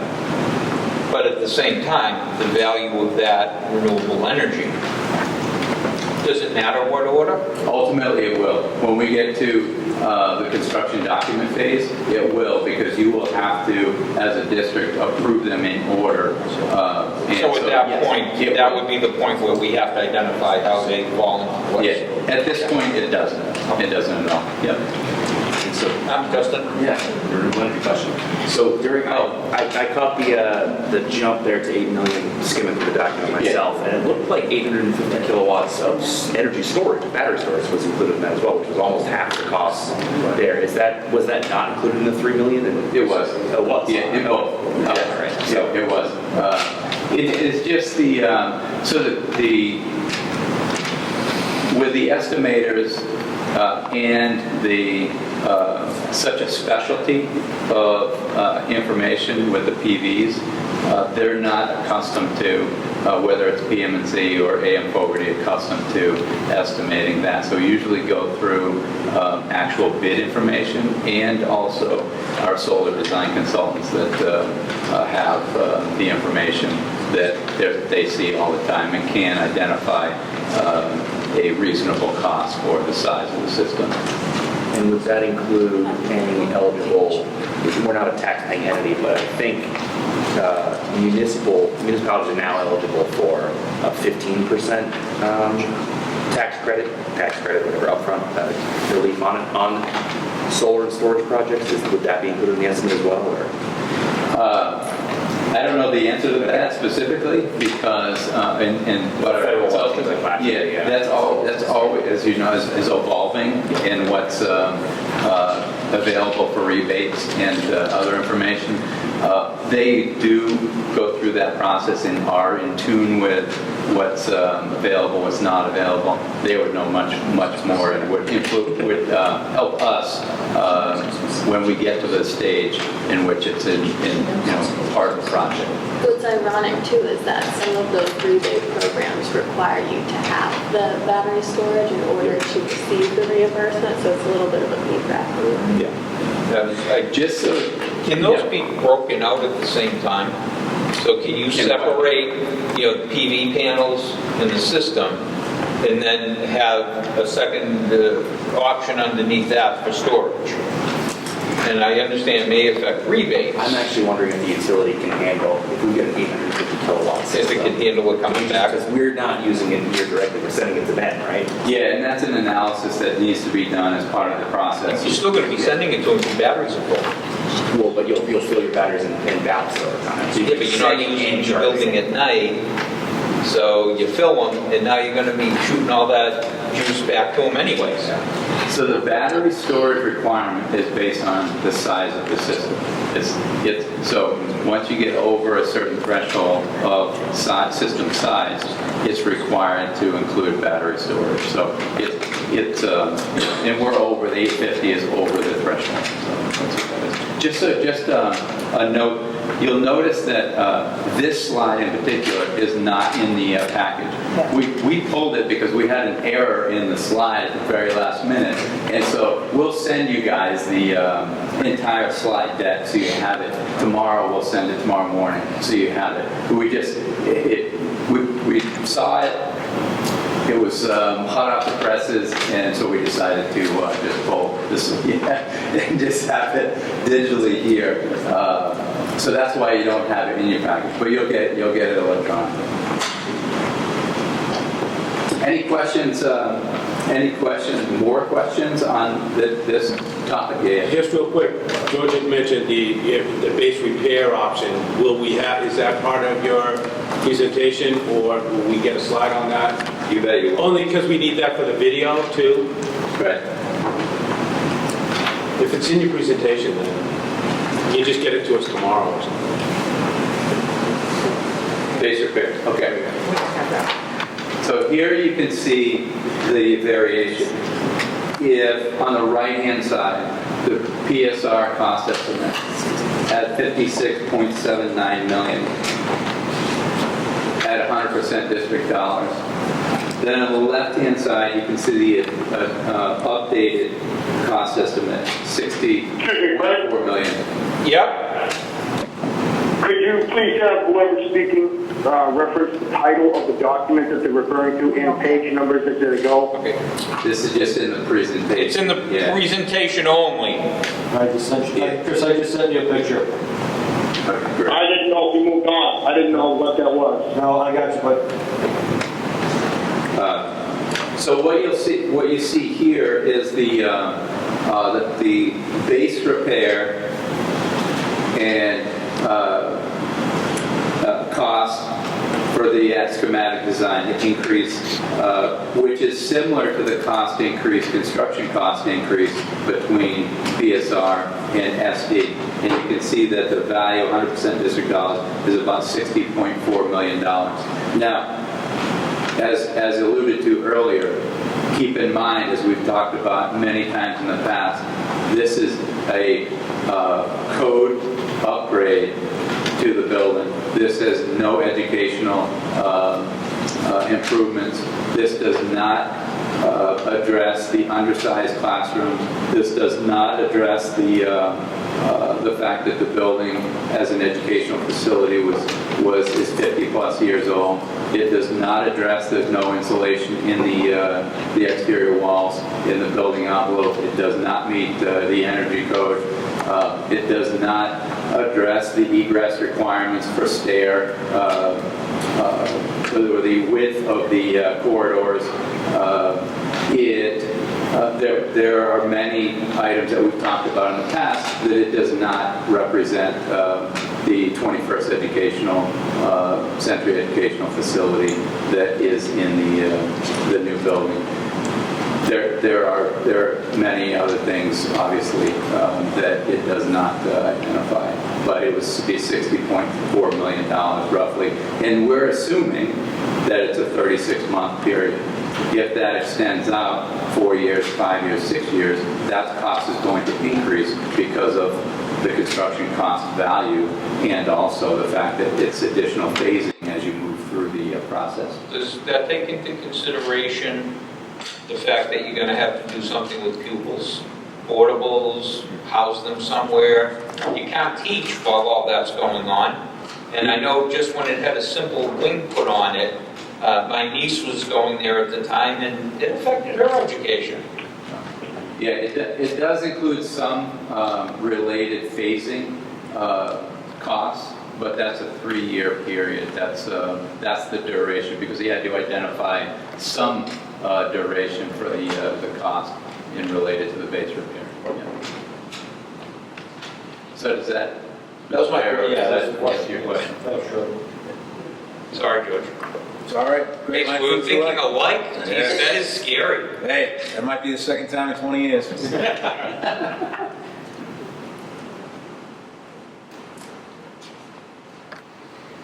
Yeah, one of the things that we've talked about, but it wasn't attached to a graphic. You have seen this graphic before in prior building committee meetings.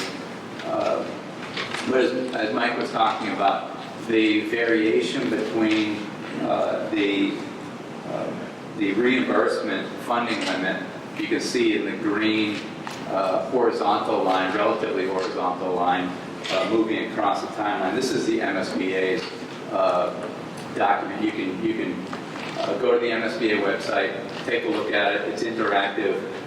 It's updated on a fairly regular basis, but identifies school construction costs over the last 12, 14 years.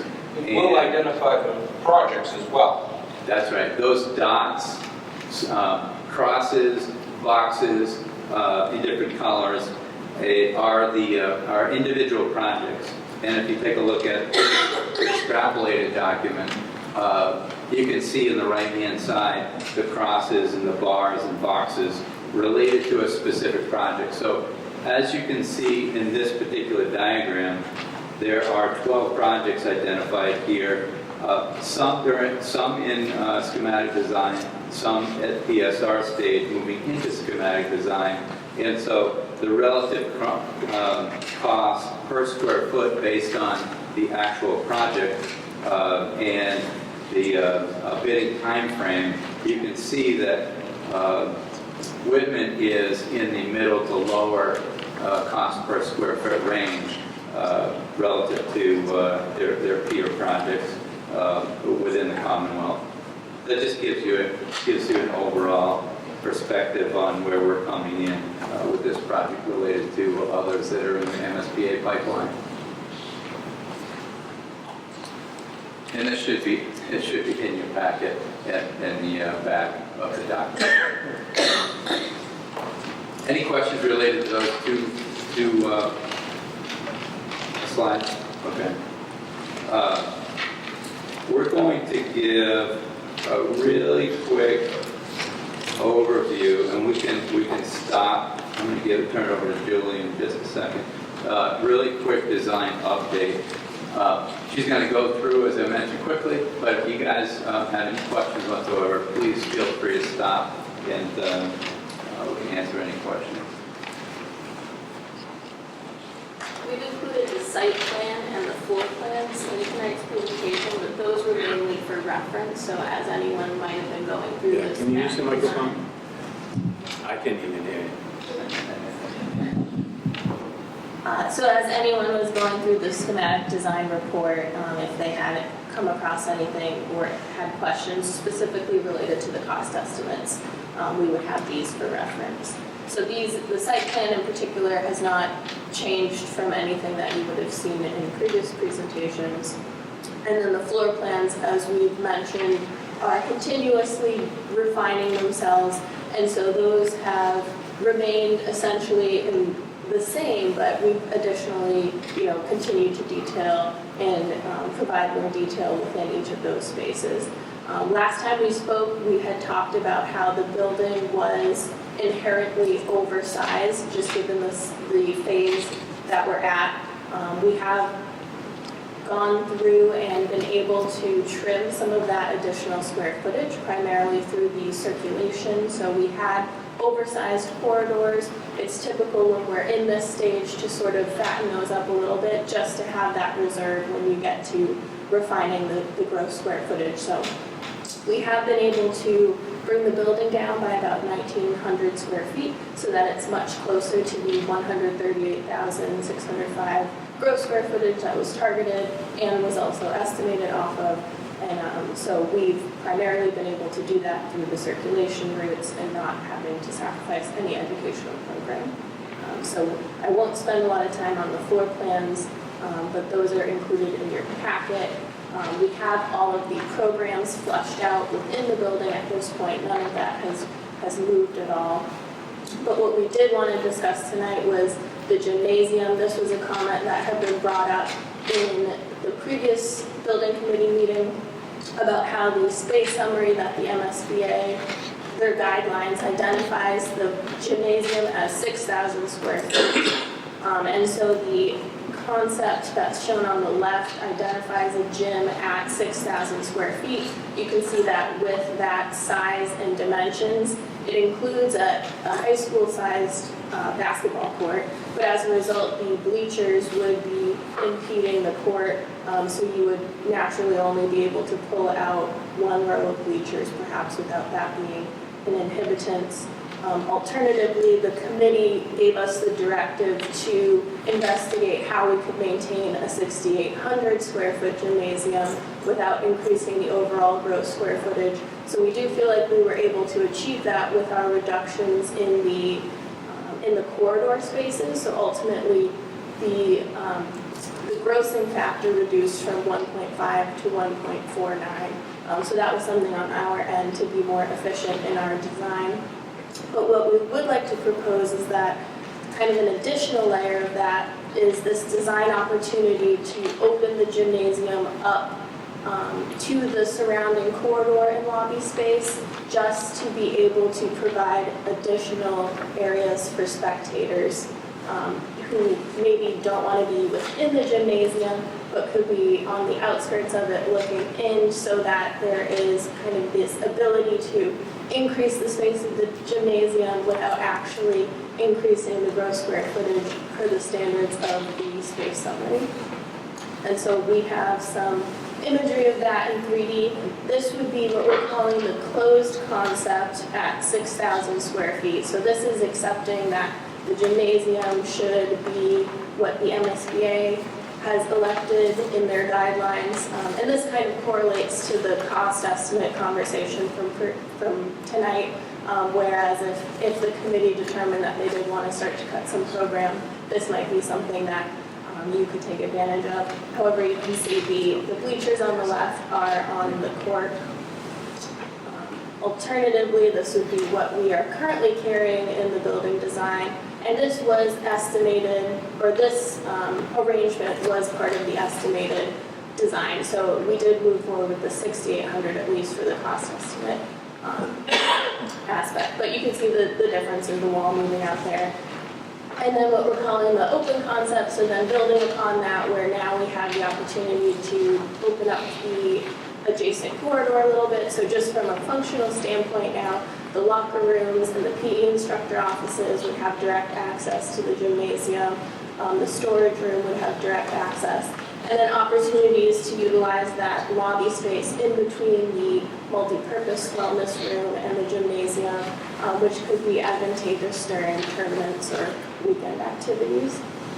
And then kind of a fourth option of that would be, let's say we did want to keep it open, but also reduce the square footage. So this would be just a view of what that might look like. And so ultimately, we aren't necessarily looking for a vote on one direction or the other. This is certainly the type of design conversations that we look to continue to have in the phases as we move forward. But as it relates to square footage conversations and the impacts that have on cost, we certainly kind of want to narrow that down tonight. Yes. Julie, this is new from what we saw in the working group too, because you put the full bleachers in the 6,000. Okay, so you've taken a little bit of the court size, is that what has happened here?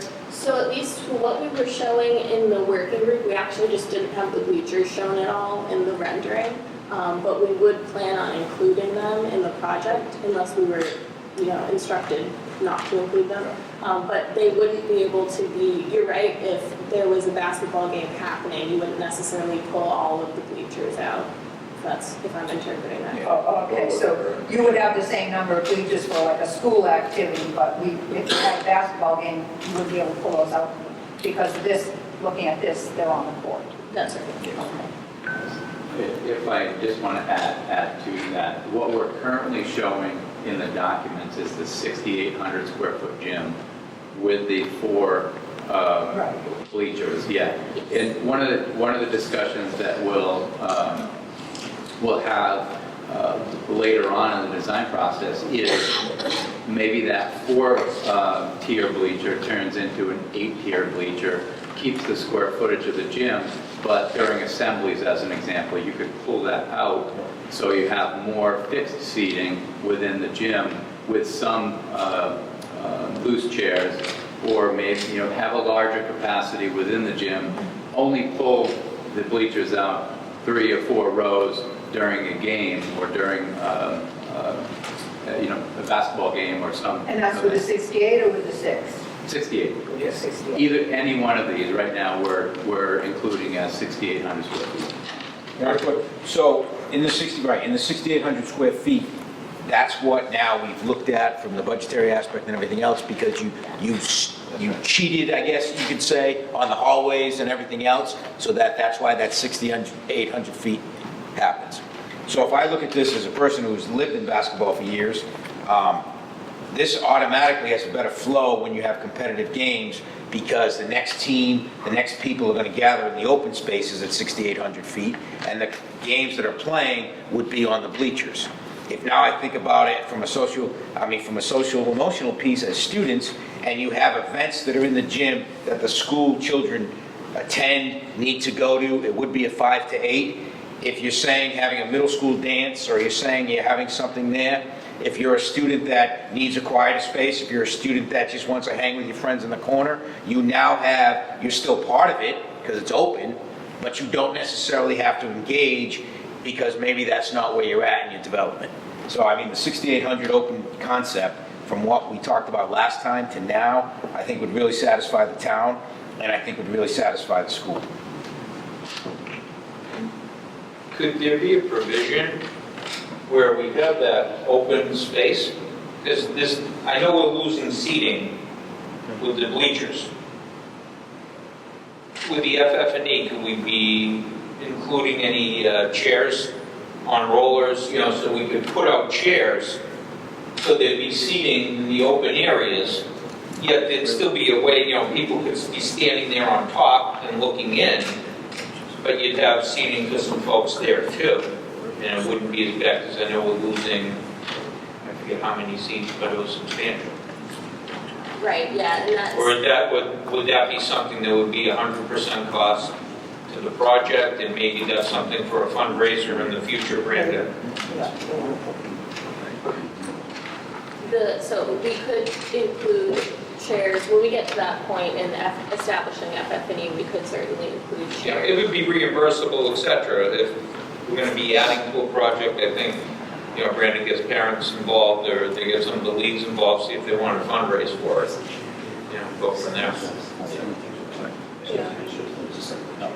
The existing movable features, because they're movable, We still have some of those. are still.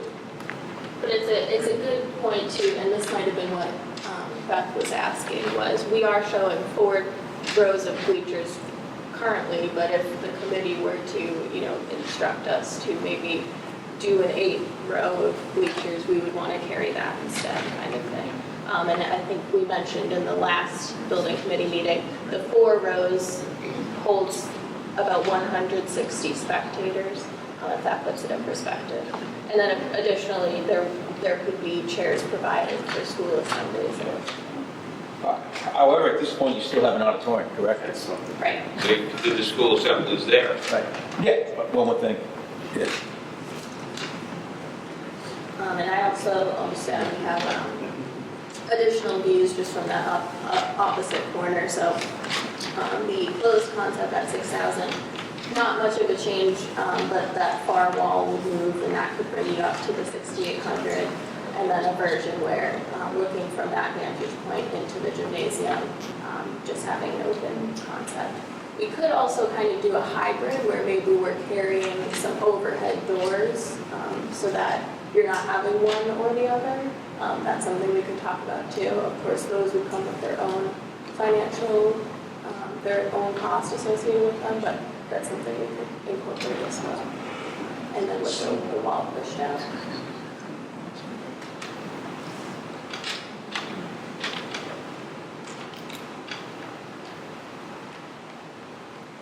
So at this point, in our schematic design documents, we have included the 6,800 square foot gym.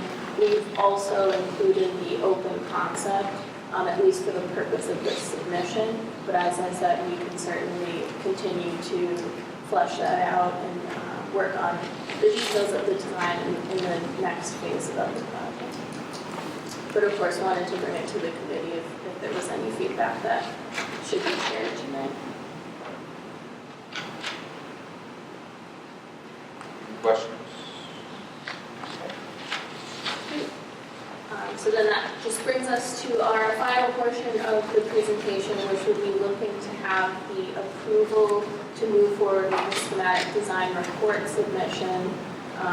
As Troy mentioned at the beginning of the presentation, we feel as though the schematic design report is substantially complete, with the outstanding components just being the project budget and just the project budget and the votes that would be included in the meeting minutes from the approval that we would then put in the report. As far as the schematic design documents go, as Mike mentioned, in terms of the cost estimating, those were thorough in terms of schematic design, so those will continue to be added to and formatted just in the next week or two, and that would go out with the schematic design report. He was reading books. I'm sorry, I'm a little hoarse. You're always very soft-spoken. Yes, a blessing and a curse. So opening it up to the committee, so the full SC submission to the MSBA would include those schematic design documents, but primarily the schematic design report that we submitted the draft for. And so tonight we would just be looking for a vote to approve and authorize the OPM to submit that report to the MSBA on August 31st. Okay, so what would be added to that report exactly? Sure, so what would be added to it would be the 3011 that Mike presented this evening. Yep. With all of that fleshed out, and the budget statement that would establish the maximum project cost would be included. Which we got already tonight. Right, it would be extrapolated from that 3011. Yeah. Okay. All right, so Is the DESI submission part of the report complete as well? It is, yes. So it's included in this document, even though it says it's pending in this document? So the DESI submission was included in the draft report.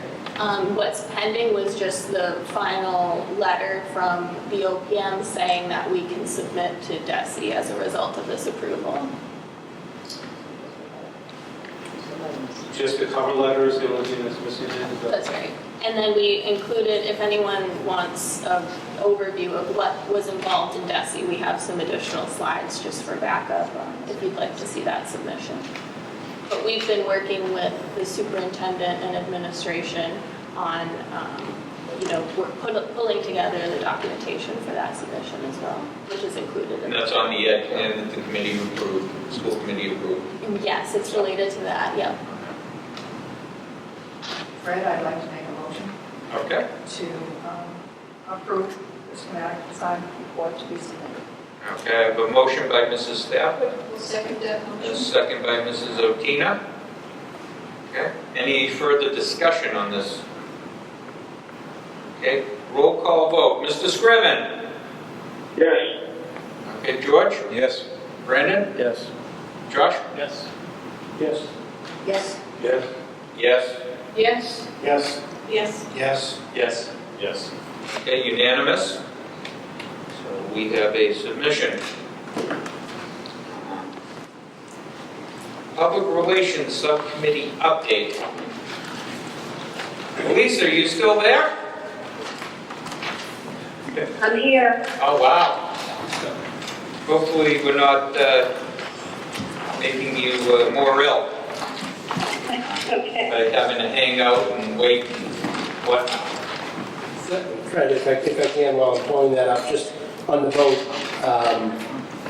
we'll get the full package together as quickly as possible and make sure that everybody has it before it goes to the MSBA, so that you've got that for an ability. But we're going to go forward with the budgets, everything. I'll get everything squared away, so submit that to everybody. One thing to keep in mind is from the MSBA standpoint, my 3011 is a draft form. It's my interpretation of it. I think it's pretty accurate, but we're not necessarily, they're not getting bogged down, if you will, on the town reimbursement versus the MSBA. They're looking for a total project cost, and that's really what they're focused on, and that's what they're. So call a quick time out, 6:31, if you just make a note for the meeting minutes. Jeez. That Mr. Evans did have to leave. He did tell me he has another meeting that he had to get to, so 6:31 he is departed. Make sure we're accurate.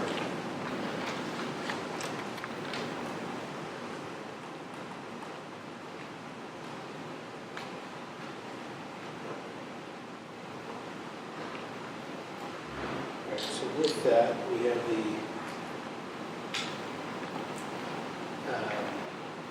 so if we're good with that, then we're going on to the, do we want to start with the videos or? Sure.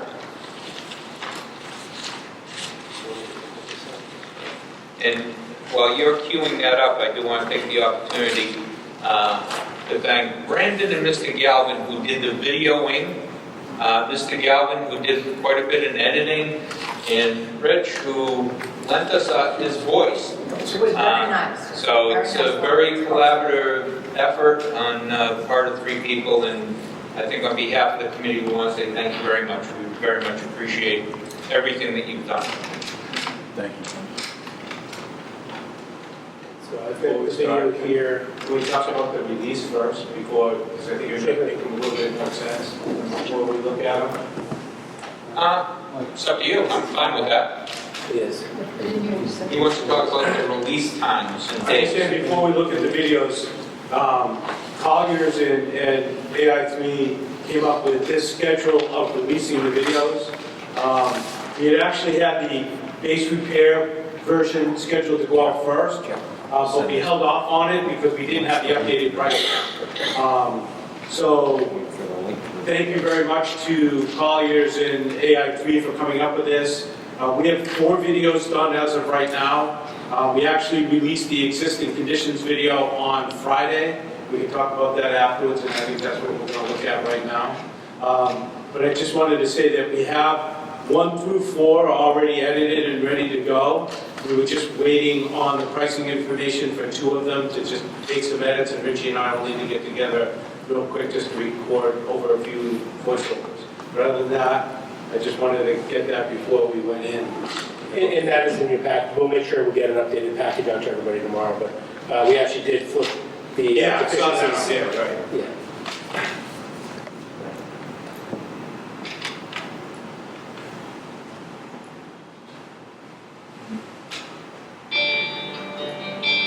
The 105,000 square foot middle school was constructed in 1972 and remains largely unchanged.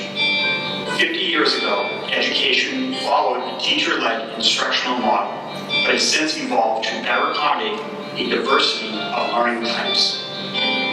Today, Whitman Middle School does not meet state guidelines for a modern educational environment. All general classrooms are undersized per the guidelines of the Massachusetts School Building Authority, with no areas for small group collaboration or one-on-one instruction. Instead, students use the floors of the narrow corridors to work in groups outside of their crowded classrooms.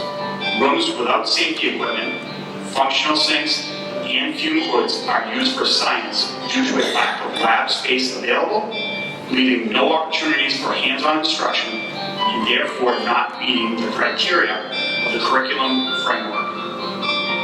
There is no integrated technology infrastructure essential to a modern learning environment either, and specialized spaces have had to be created ad hoc without updating, lighting, or ventilation. Hanson Middle School, by comparison, is half the age of Whitman Middle School and includes spaces to support STEM integration, small group collaboration, and the performing arts. This lack of accommodation for specialized and community spaces contributes to the educational inequities felt by the district.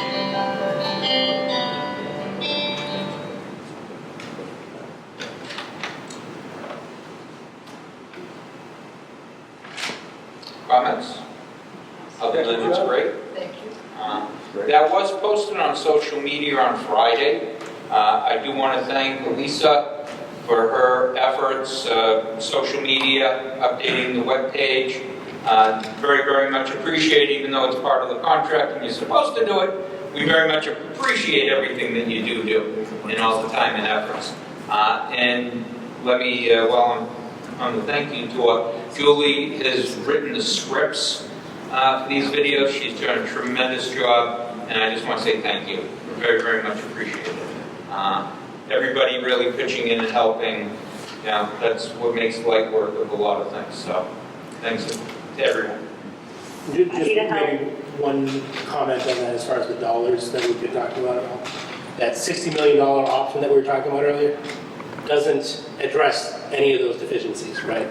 That's kind of part of the Electrical. well, it affects code-related items, stuff like that, but the educational needs of teaching students out in the corridors, things like that, is not going to be affected if you went with that $60 million option versus... Can you show the base repair video? Do you have that one?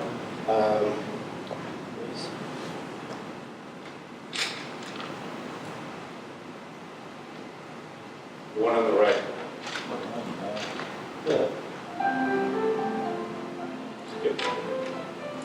Despite the facilities department's continued efforts to operate and maintain the existing Whitman Middle School, resolving its non-compliance with current building codes, energy code, structural code, electrical code, and accessibility code requires a greater undertaking.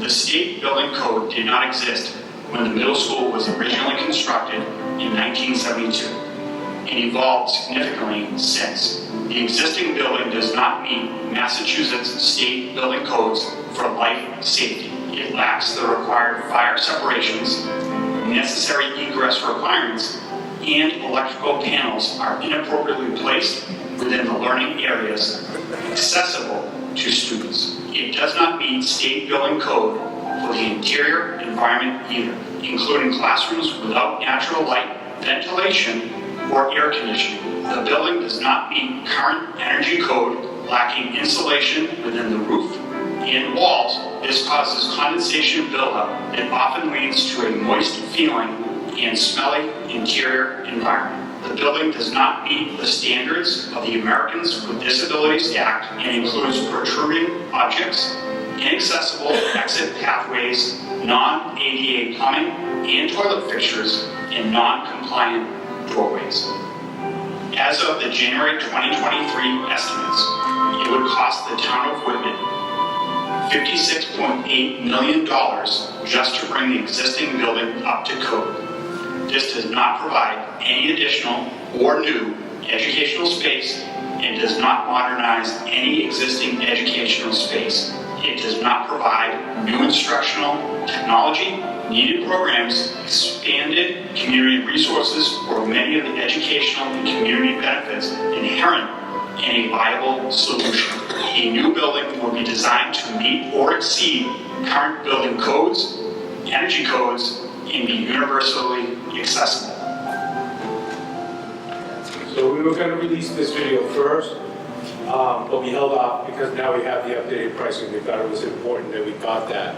So I actually would like to try to release this one next by Friday. And I don't know if, Elisa, if you're listening to me, if Richie and I can get the edits done in time. If not, we're going to go with the regularly scheduled video. But a lot of the comments that went out on Friday were, oh, why can't we repair what we have? Why can't we, why can't we just fix what we have? And I think this video really shows a lot towards why we can't, and also the price in, the cost to do it. Right. So. I just have one question. First of all, I think it's great. My only question is where you talk about creates an increase in excess in moisture. Can it be an increase in excess in moisture and mold? Because we have documented, Right. we have over $100,000 worth of documented mold. So, I mean, if you put that word mold in, then everybody knows what's taking place. Yeah.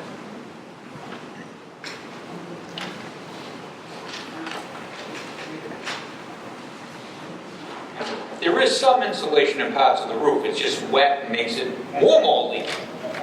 Yeah, there's no Right. Yeah. So again, I don't know if we need to watch any of the other videos, but I just wanted to touch back. We did release the first video we saw on Friday. Unfortunately, the didn't get a lot of attention, honestly. It only had about 18 plays throughout the whole weekend from Friday to today. I know we had talked about releasing it on other social media platforms, and I don't think we did that. I think it's important that we look into that real quick, that we look at getting it out on Twitter, getting it out on Instagram. X. X now. What's that? No more Twitter, it's X. Yes. X, whatever. You don't. You're right, you're correct, you're correct. upset. You're correct. I also, and Elisa's on the phone here, we had talked about not releasing it from Fred's account and creating our own Facebook page for the building committee. And I think we saw some of the troubles that we run into releasing it from Fred's accounts where people went off track commenting about things that had nothing to do about the building. And the only problem with that the most populated website is Whitman 02382, and you can't put a group into there We didn't get any single comment from that. and post. We didn't get a single comment from that Facebook page, from, But no one's going to it. We have to promote that somehow right. I Yeah. mean, for information, to point people toward that. I did create a Facebook page for the project. For now, I have it private, and I think Mike has access to it, so you can pull it up for me. But I did create that, and I started posting the same stuff that we have been posting, including those videos, and we'll have everything on that page going forward once it's approved. I can make it public to everybody, and then we can start getting likes and comments on. I think the firewall stopped me from Yes, accessing it's a Facebook. guest account, so we don't have Facebook allowed on a guest account. Oh, Yeah, I was just kidding. There's a bunch of reasons for that.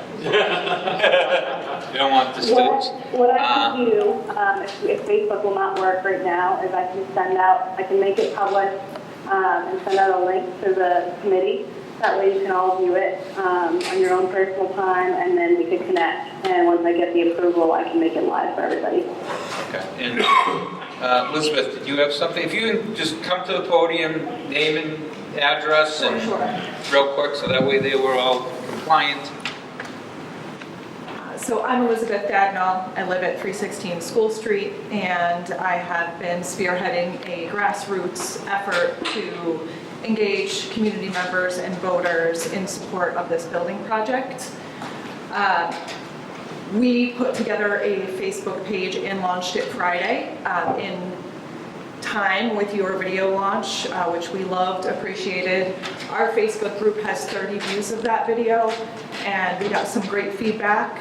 We also have members of our group who are very carefully going into the larger Facebook groups to engage and really put forth an effort to keep a positive conversation going around this project, and hopefully to mitigate any extraneous conversation that isn't really to the point. What I would request is that we make sure that this video is posted on the project page. I know that we live in a social media world, but we even have people on our Whitman Education Alliance group who don't have a Facebook account. So there are many people who we are missing who are really essential to this conversation. And one of the things that I'm trying really hard to do is point people back to your project webpage. So having all of the videos on that webpage, I think, will increase access. We need to make sure that everyone has access to this information, whether or not they have a social media account, whether or not they have a smartphone, whether or not they have the technological prowess that most people have in this day and age. Most people do, but not everyone. And I think that the videos are such a great tool in, getting a huge amount of information to people who are curious in a short period of time. So I just really want to make sure that we are as careful as we can be about getting broad access, not just to the videos, but other really crucial parts of this conversation, the agendas for the meetings, the meeting dates, etc. I'm working really hard to find that information so that I can disseminate it to our audience. It's not easy to find. I spent 15 minutes last night trying to find this meeting agenda, and then finally broke down and asked someone who taught me how to get it on the World Wide Web, and I was flabbergasted by how complex and convoluted that process is. And I know that that's part of a larger conversation that we don't need to have Easier today. shortcut, and I'm just going to say this so that anybody that watches our meeting will know. Town of Whitman's website, their main page, if you go into their calendar, it's a posted meeting, and it will come up and you can click on the agenda as well. I tried that last night and the agenda wasn't posted in that way. Okay. I've always been able to find Josh. So I don't know, it may be a user thing, it may be a browser thing, but streamlining this so that people can get the tools they need to be part of the conversation is Okay, really. And that shouldn't be a big Yeah. deal, our next, agenda, our next meeting. And what the agenda is, that shouldn't be a big deal once it's done and posted, to put a copy on the front page of the website and the index page. Yeah. That should be easy enough. We're all Meanwhile, for Facebook, but we Yeah. have to broaden it out a little more. I couldn't agree more, and we'll make sure that the person in charge of technology at the town of Whitman, he knows about it, I can guarantee him. Thank you. Hey, Chris? Yes, Can you guys hear me? yep, go ahead. I do just want to add, I agree with that statement, and I actually already went ahead and posted our first video on the website. So you'll be able to see that live now. Hey, Chris? Yes, Chris. I just want to congratulate the subcommittee, and particularly those that are involved in producing the video. It's pretty impressive. And just want to say thanks. Duly noted, thank you. Do we know by chance what the Facebook page name is, so we can at least search for it to find it? The name of the or ours, or? No, the I project. can actually send a link out to everybody in the committee. I have the link, it's being blocked by the high school firewall, so And I'll send I that. think I found that Facebook page by mistake last night. I wasn't able to join or follow, but I think I found it, and it has the same name as your it's Whitman Middle School Project, I believe. Okay. And ours is Whitman Education Alliance.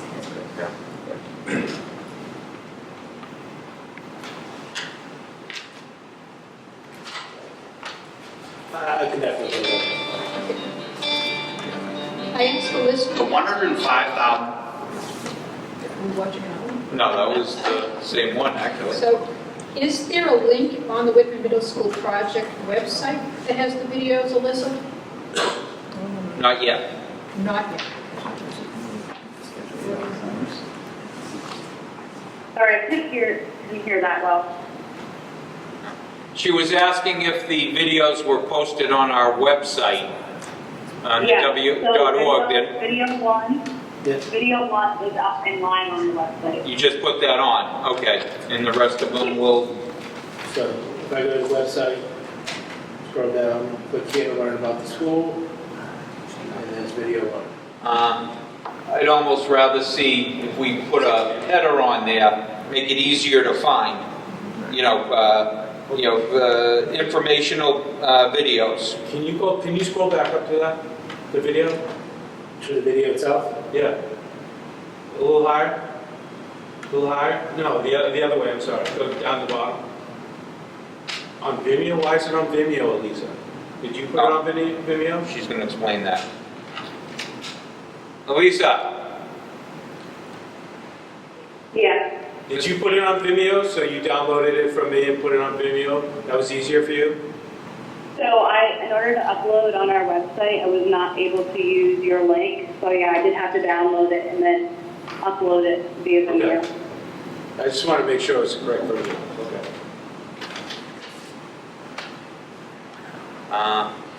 before we get into the scheduling of some of our outreach, etc., do we want to see the other videos? I'm going to leave that at the will of the committee.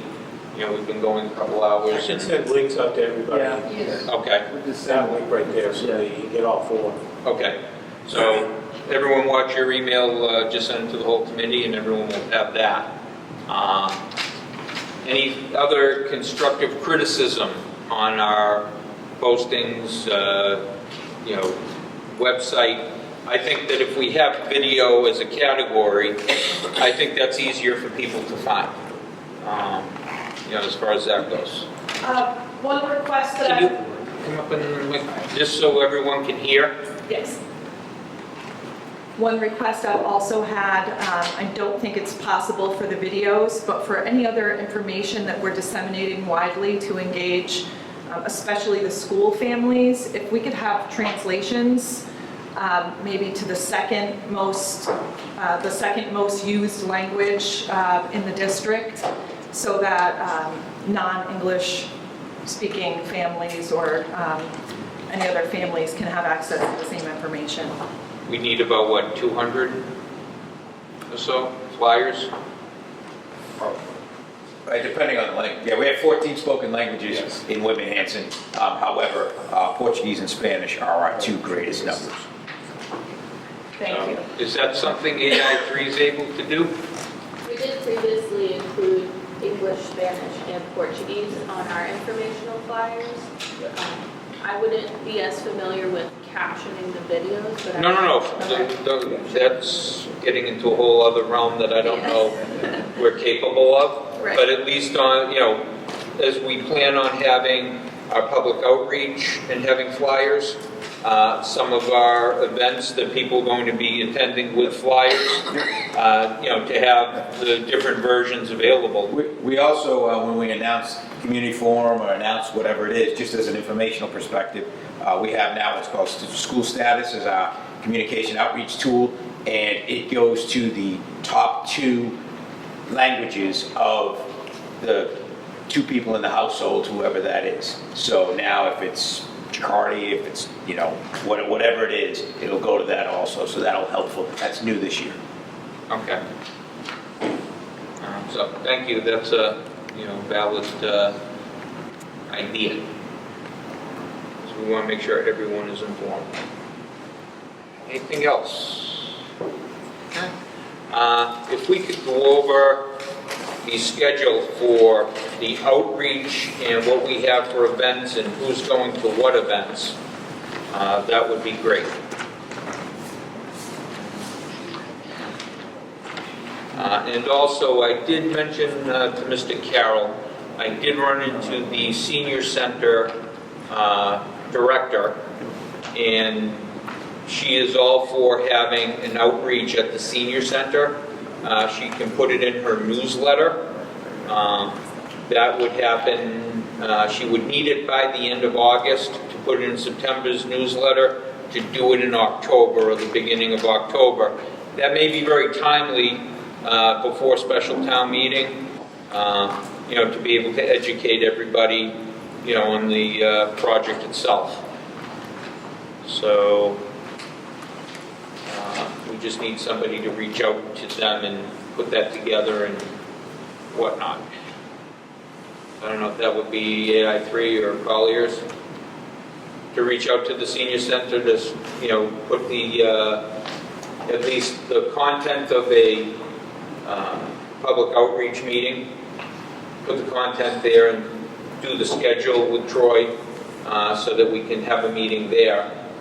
It would probably be more toward the daytime, I would think, than at night. There's nobody there at night. But obviously we'd invite members of the public as well if they wanted to come, as well as the senior center would be a captive audience, so to speak. So we can certainly reach out to the folks at the senior center, figure out what time to work, and then get together. Time and date, because you guys are, the main participants in conducting that, so. Absolutely. Pretty appreciative. And Mary is expecting your call, I believe, so.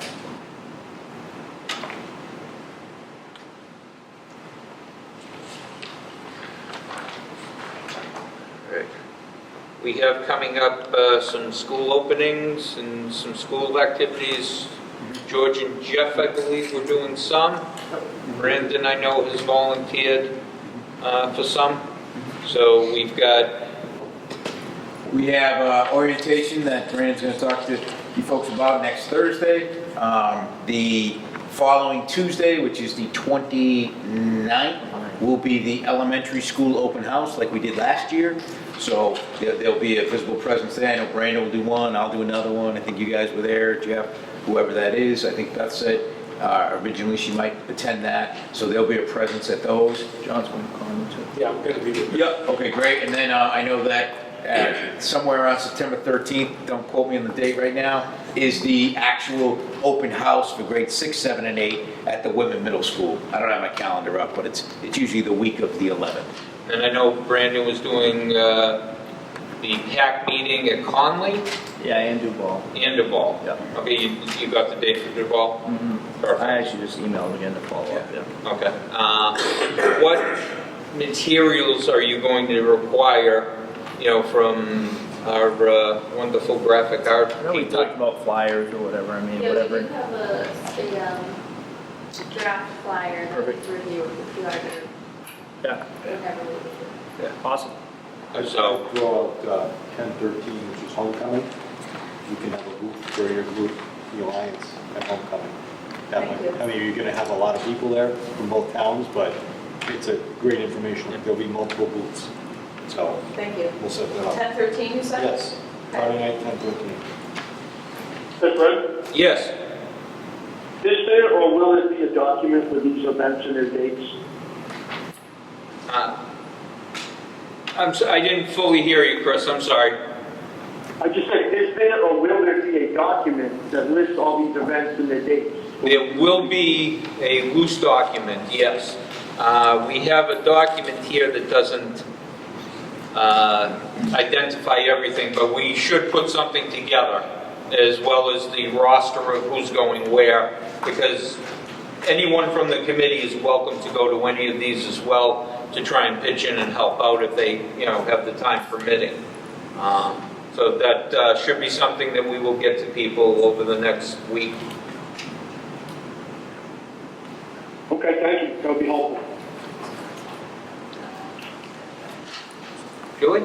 We've identified 2 tentative community forums on this Okay. schedule, and we were hoping that the SBC tonight could confirm if those dates worked, and then we could continue to include. Go right ahead. And So the community forum number 5, we're proposing September 26th.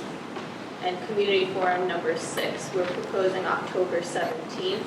Those would, of course, be sort of strategically placed as within the 2-month period of leading up to the town meeting. Those are both Tuesday nights, I think. So whatever comments we have. Okay, well, you said the 18th was homecoming, Jeff? The 17th. 13th, okay. Yeah, so, and now we also need to identify tour dates. How are we going to do building tours? Are we going to do them on some Saturdays, as DPW did? They did a very good job at getting people out and into that building and seeing the deficiencies. Do we want to do Yeah, I think we talked about doing that at the community forum. okay, but should we also schedule some Saturdays for people that can't make the forums or they don't come to the community forum, but they want to come to a 20-minute walkthrough or something of that nature, do a couple of Saturdays, especially in October leading up. And I don't know I know that it's going to be used for basketball at that point. Or is that Saturday before would it be soccer starts? outside. Okay. So, Fall ball, baseball, and stuff. yeah. Yeah. But you could open it up during that time also, in case somebody wants it. Yeah, I will be there. I'm more than willing to open it up. I mean, if there's a lot of people, I would need help. Yep. Walking people through, that's all. Is there enough parking? Sometimes parking's slow in on those You days. don't want to turn people off if Right. they're coming in. It also highlights the deficiency, having said that. But, There's usually parking in the front. right. That's usually pretty much open. It's usually in the back that everything gets congested, with soccer and fall ball. I don't know that they're playing Saturdays, are they?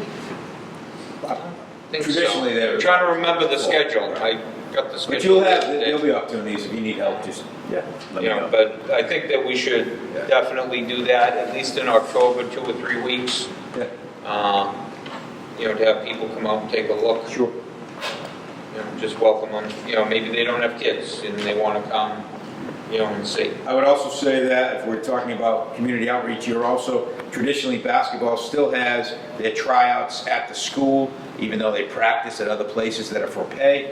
So if you're talking about, and that's always in October, leading to the somewhere around early November, mid-November start.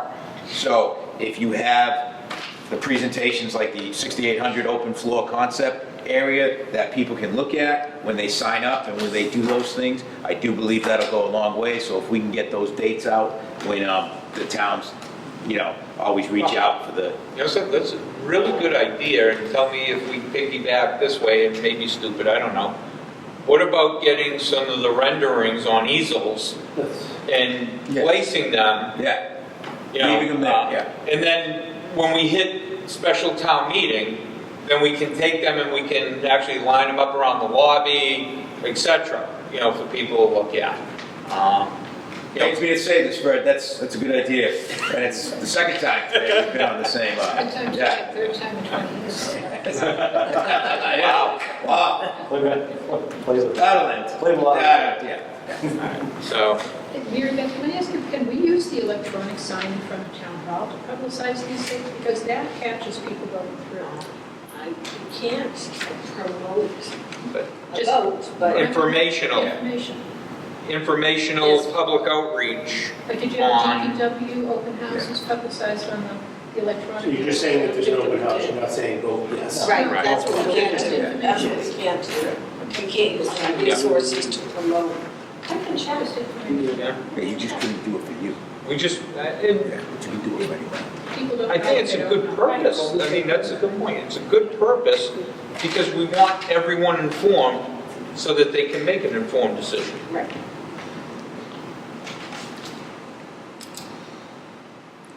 Fred, I can't remember who brought up the suggestion about having the second community forum being at town hall. Is that something that we want? That was me. Oh, you did that. Oh, okay. Do I have to go to the podium? Sorry, I didn't mean to make you do that. I just felt that we were having a lack of attendance at some of these school community forums early on, and I have been brainstorming ways to engage more of the community. If people don't have children in school, they may not want to bother going to a forum that takes place in a school. They may feel like, this isn't for me. The town hall is a central location, and therefore I just thought that we could engage more people in a conversation if we were having a forum at the town hall. I do agree that tacking the building tours on to the community forums is a really essential way to capture, the audience and show them where we're lacking. But I would love to hear what everybody else thinks about the town hall as an option. I know that it's been done before to spread information on marijuana vote. I know that there was an informational meeting, There was. Prior. I know the attendance was not, Even with the DPW, we didn't have great attendance at those forums. yeah. And I will say that even South Shore Tech asked if they could do some sort of forum in the next few months. So I can check. Yeah. And how do you guys feel about doing one at the town hall? Julie? We'll travel anywhere. Yeah, we haven't been there yet. I think there was more people that went to the town, at the open house rather than the DPW than there was at the I agree. forums. Yeah. Oh, definitely. The open house was packed. Those were packed. Seeing it firsthand, I think is better. Yeah, and, we've got to devise the way to get people, I don't know per se that the forum, even though we're disseminating and distributing information, sometimes people, hey, it's a 20-minute tour. Pop in, take a ride, walk over, and see it for yourself. And I think that's where the DPW had a great turnout. I mean, pouring rain. And they probably had 100 and some odd people, go through the building in an hour. They had some other things, the fire trucks and, touch a truck, whatever. They brought a few other things in for. Okay. And the forum at the town hall, one of them, they had the rendering set up. Yeah. And they had, the architect there and so forth, and I think they had 2 people. I wonder if we can do touch a truck. Sorry, we do what? Touch a truck at the same time. As we're having a Saturday, walkthrough. I mean, I can call the fire chief and, It's just town soccer, it's. Right, I was just gonna say, during parking is already an Saturday, issue, we already talked about this. It's packed I there. don't know if we want kids out in the parking lot, touching on a truck with Yeah. traffic. Yeah, they're gonna get hit. It's like- Yeah, right. Just trying to think. I think you'd have to decide, if Saturday is very crowded, then do you do a Sunday afternoon, opposite the Patriots not playing that time? Or, I mean, really, Yeah. not as much No, anymore, that's but, a big you know what I mean? But do you do 20-minute intervals of that, so that people can at least park and then walk in, and then if there is a fall ball or one thing on Sunday, it's usually in the back, so you might be able to do that, Yeah. you know? Sunday afternoon, I don't think that offends anybody. Oh, I'm not per making se. a determination on someone's religious beliefs by any means. No, but I'm just Right, saying yeah. it's after, Right. after people have gone to church, etc. Yeah. That might be consideration. Maybe we could get them to bring a truck or two down and, for the little ones or whatnot, have it up. Haunted house. I'm sorry, George, I'm teasing. Yeah, that's the time gone by, I believe. But, hey, give candy to the kids. It's Halloween coming. Something like that, who knows? I think that's something that we can talk about in the subcommittee level, in the PR subcommittee, and see if we can, come up with a game plan. Maybe do at least one Sunday, and we've got to identify, like you say, if you have some playing on a Sunday night or a Thursday. In October, I think they're pretty, Looks like the 15th is a buy, an open week for the Pats. is it a bye week? October 15th. Oh, perfect. Now we just got to get one of the Pats players to come down to the Dutch truck. That'll pack some people in with some autographs. So what I heard is that we might have the community forum, maybe the sixth meeting, the second one we were talking about tonight, which would be October 17th, potentially at the town hall. Correct. And maybe that Sunday before, you could have the tours on the Yeah, 15th. that would just be tours. Just tours. Yeah. On the 15th, followed by the forum. Yeah. And then the other community forum, number 5, is 9/26. Yeah. And I guess the question is, would we want to potentially try and adjust the 6th, 7th, and 8th grade open house? Is that too late to have the open house? Like late in the calendar year, I mean? Yeah, because we start already at the beginning, because then you're looking at, I mean, that's the academic expectation night. Yeah. So you might already have students who are not being successful, that their parents would like to know exactly what's taking place. However, we can work something out, because we can always open it up that night also, if that's what's best. Yeah. Great, thank you. 2 open houses. I like it. All right. Anything else? I think the only thing I have, I'm just going to jump back to the agenda here real quick. We took care of, I think, the public relations, and we did the designer report, and we voted on the SD package, and we really appreciate that. I think the MSBA is going to ask us, because the vote language that we just did a little while ago didn't include specific dollar value, if we want to include that upper limit dollar value, because they're going to, one of the documents we have to fill out is what is the maximum budget. Unfortunately, Mrs. Stafford isn't here, but I mean, my interpretation, and anyone else from the committee can disagree with me, was that we were voting on the number as presented, the 89 million. That was my interpretation. I don't know if anyone else had a different thought. I would agree, having seconded her motion. That was my understanding. Anybody else have a different thought on that? That was See, I my, don't have any other choice. Exactly, that's So it's really the $135 million total project. correct. So 135, 289, 672. Yeah, as you presented it to us. Yeah.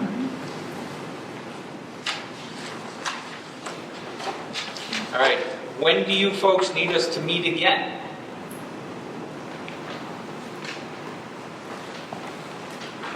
we'll have bill and pay, bill and invoices in September, I'm assuming? I would say, yes, mid-September. So right now, we're going to be working on completing these packages. We will get the packages out to the committee in their entirety, the full complete package.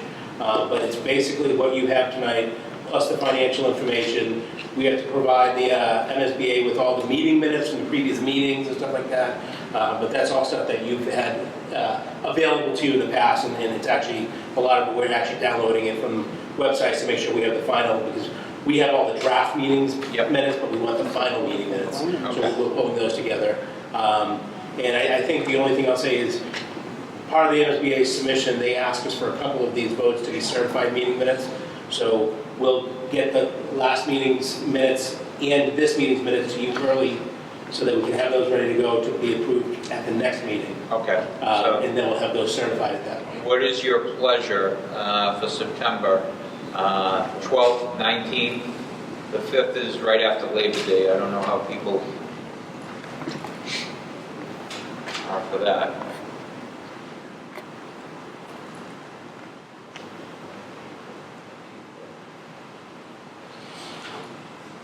I'm thinking the 12th meeting, selectmen's meeting, but that's, When's the selectmen's meeting?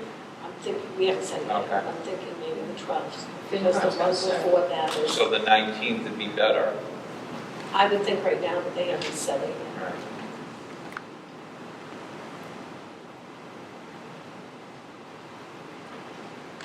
So does the 19th work for everybody?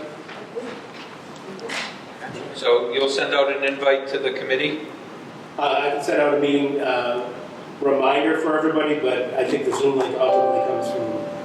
It's not a Zoom link, it's just a meeting yes, invite. meeting invite. And that way it loads into the calendar. The only reason I ask for that is then I only get it once. Yeah. I know Josh did it last time, I think, All right, so while we were sitting here. 4:30 on the 19th. Yes. Okay. Anything else from anybody? I'd be looking for a motion to adjourn. Second. Second?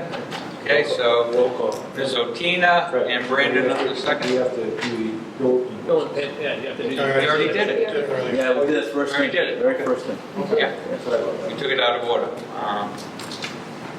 Okay, so a motion by Mrs. Otina and a second by Brandon to adjourn. Roll call vote. Vote. Mr. Scriven? Yes. Josh? Brandon? Josh? Yes. Yes. Yes. Yes? Yes. Yes. Yes. Yes. Unanimous. Everyone wants to go home. Thank you all. Appreciate everything.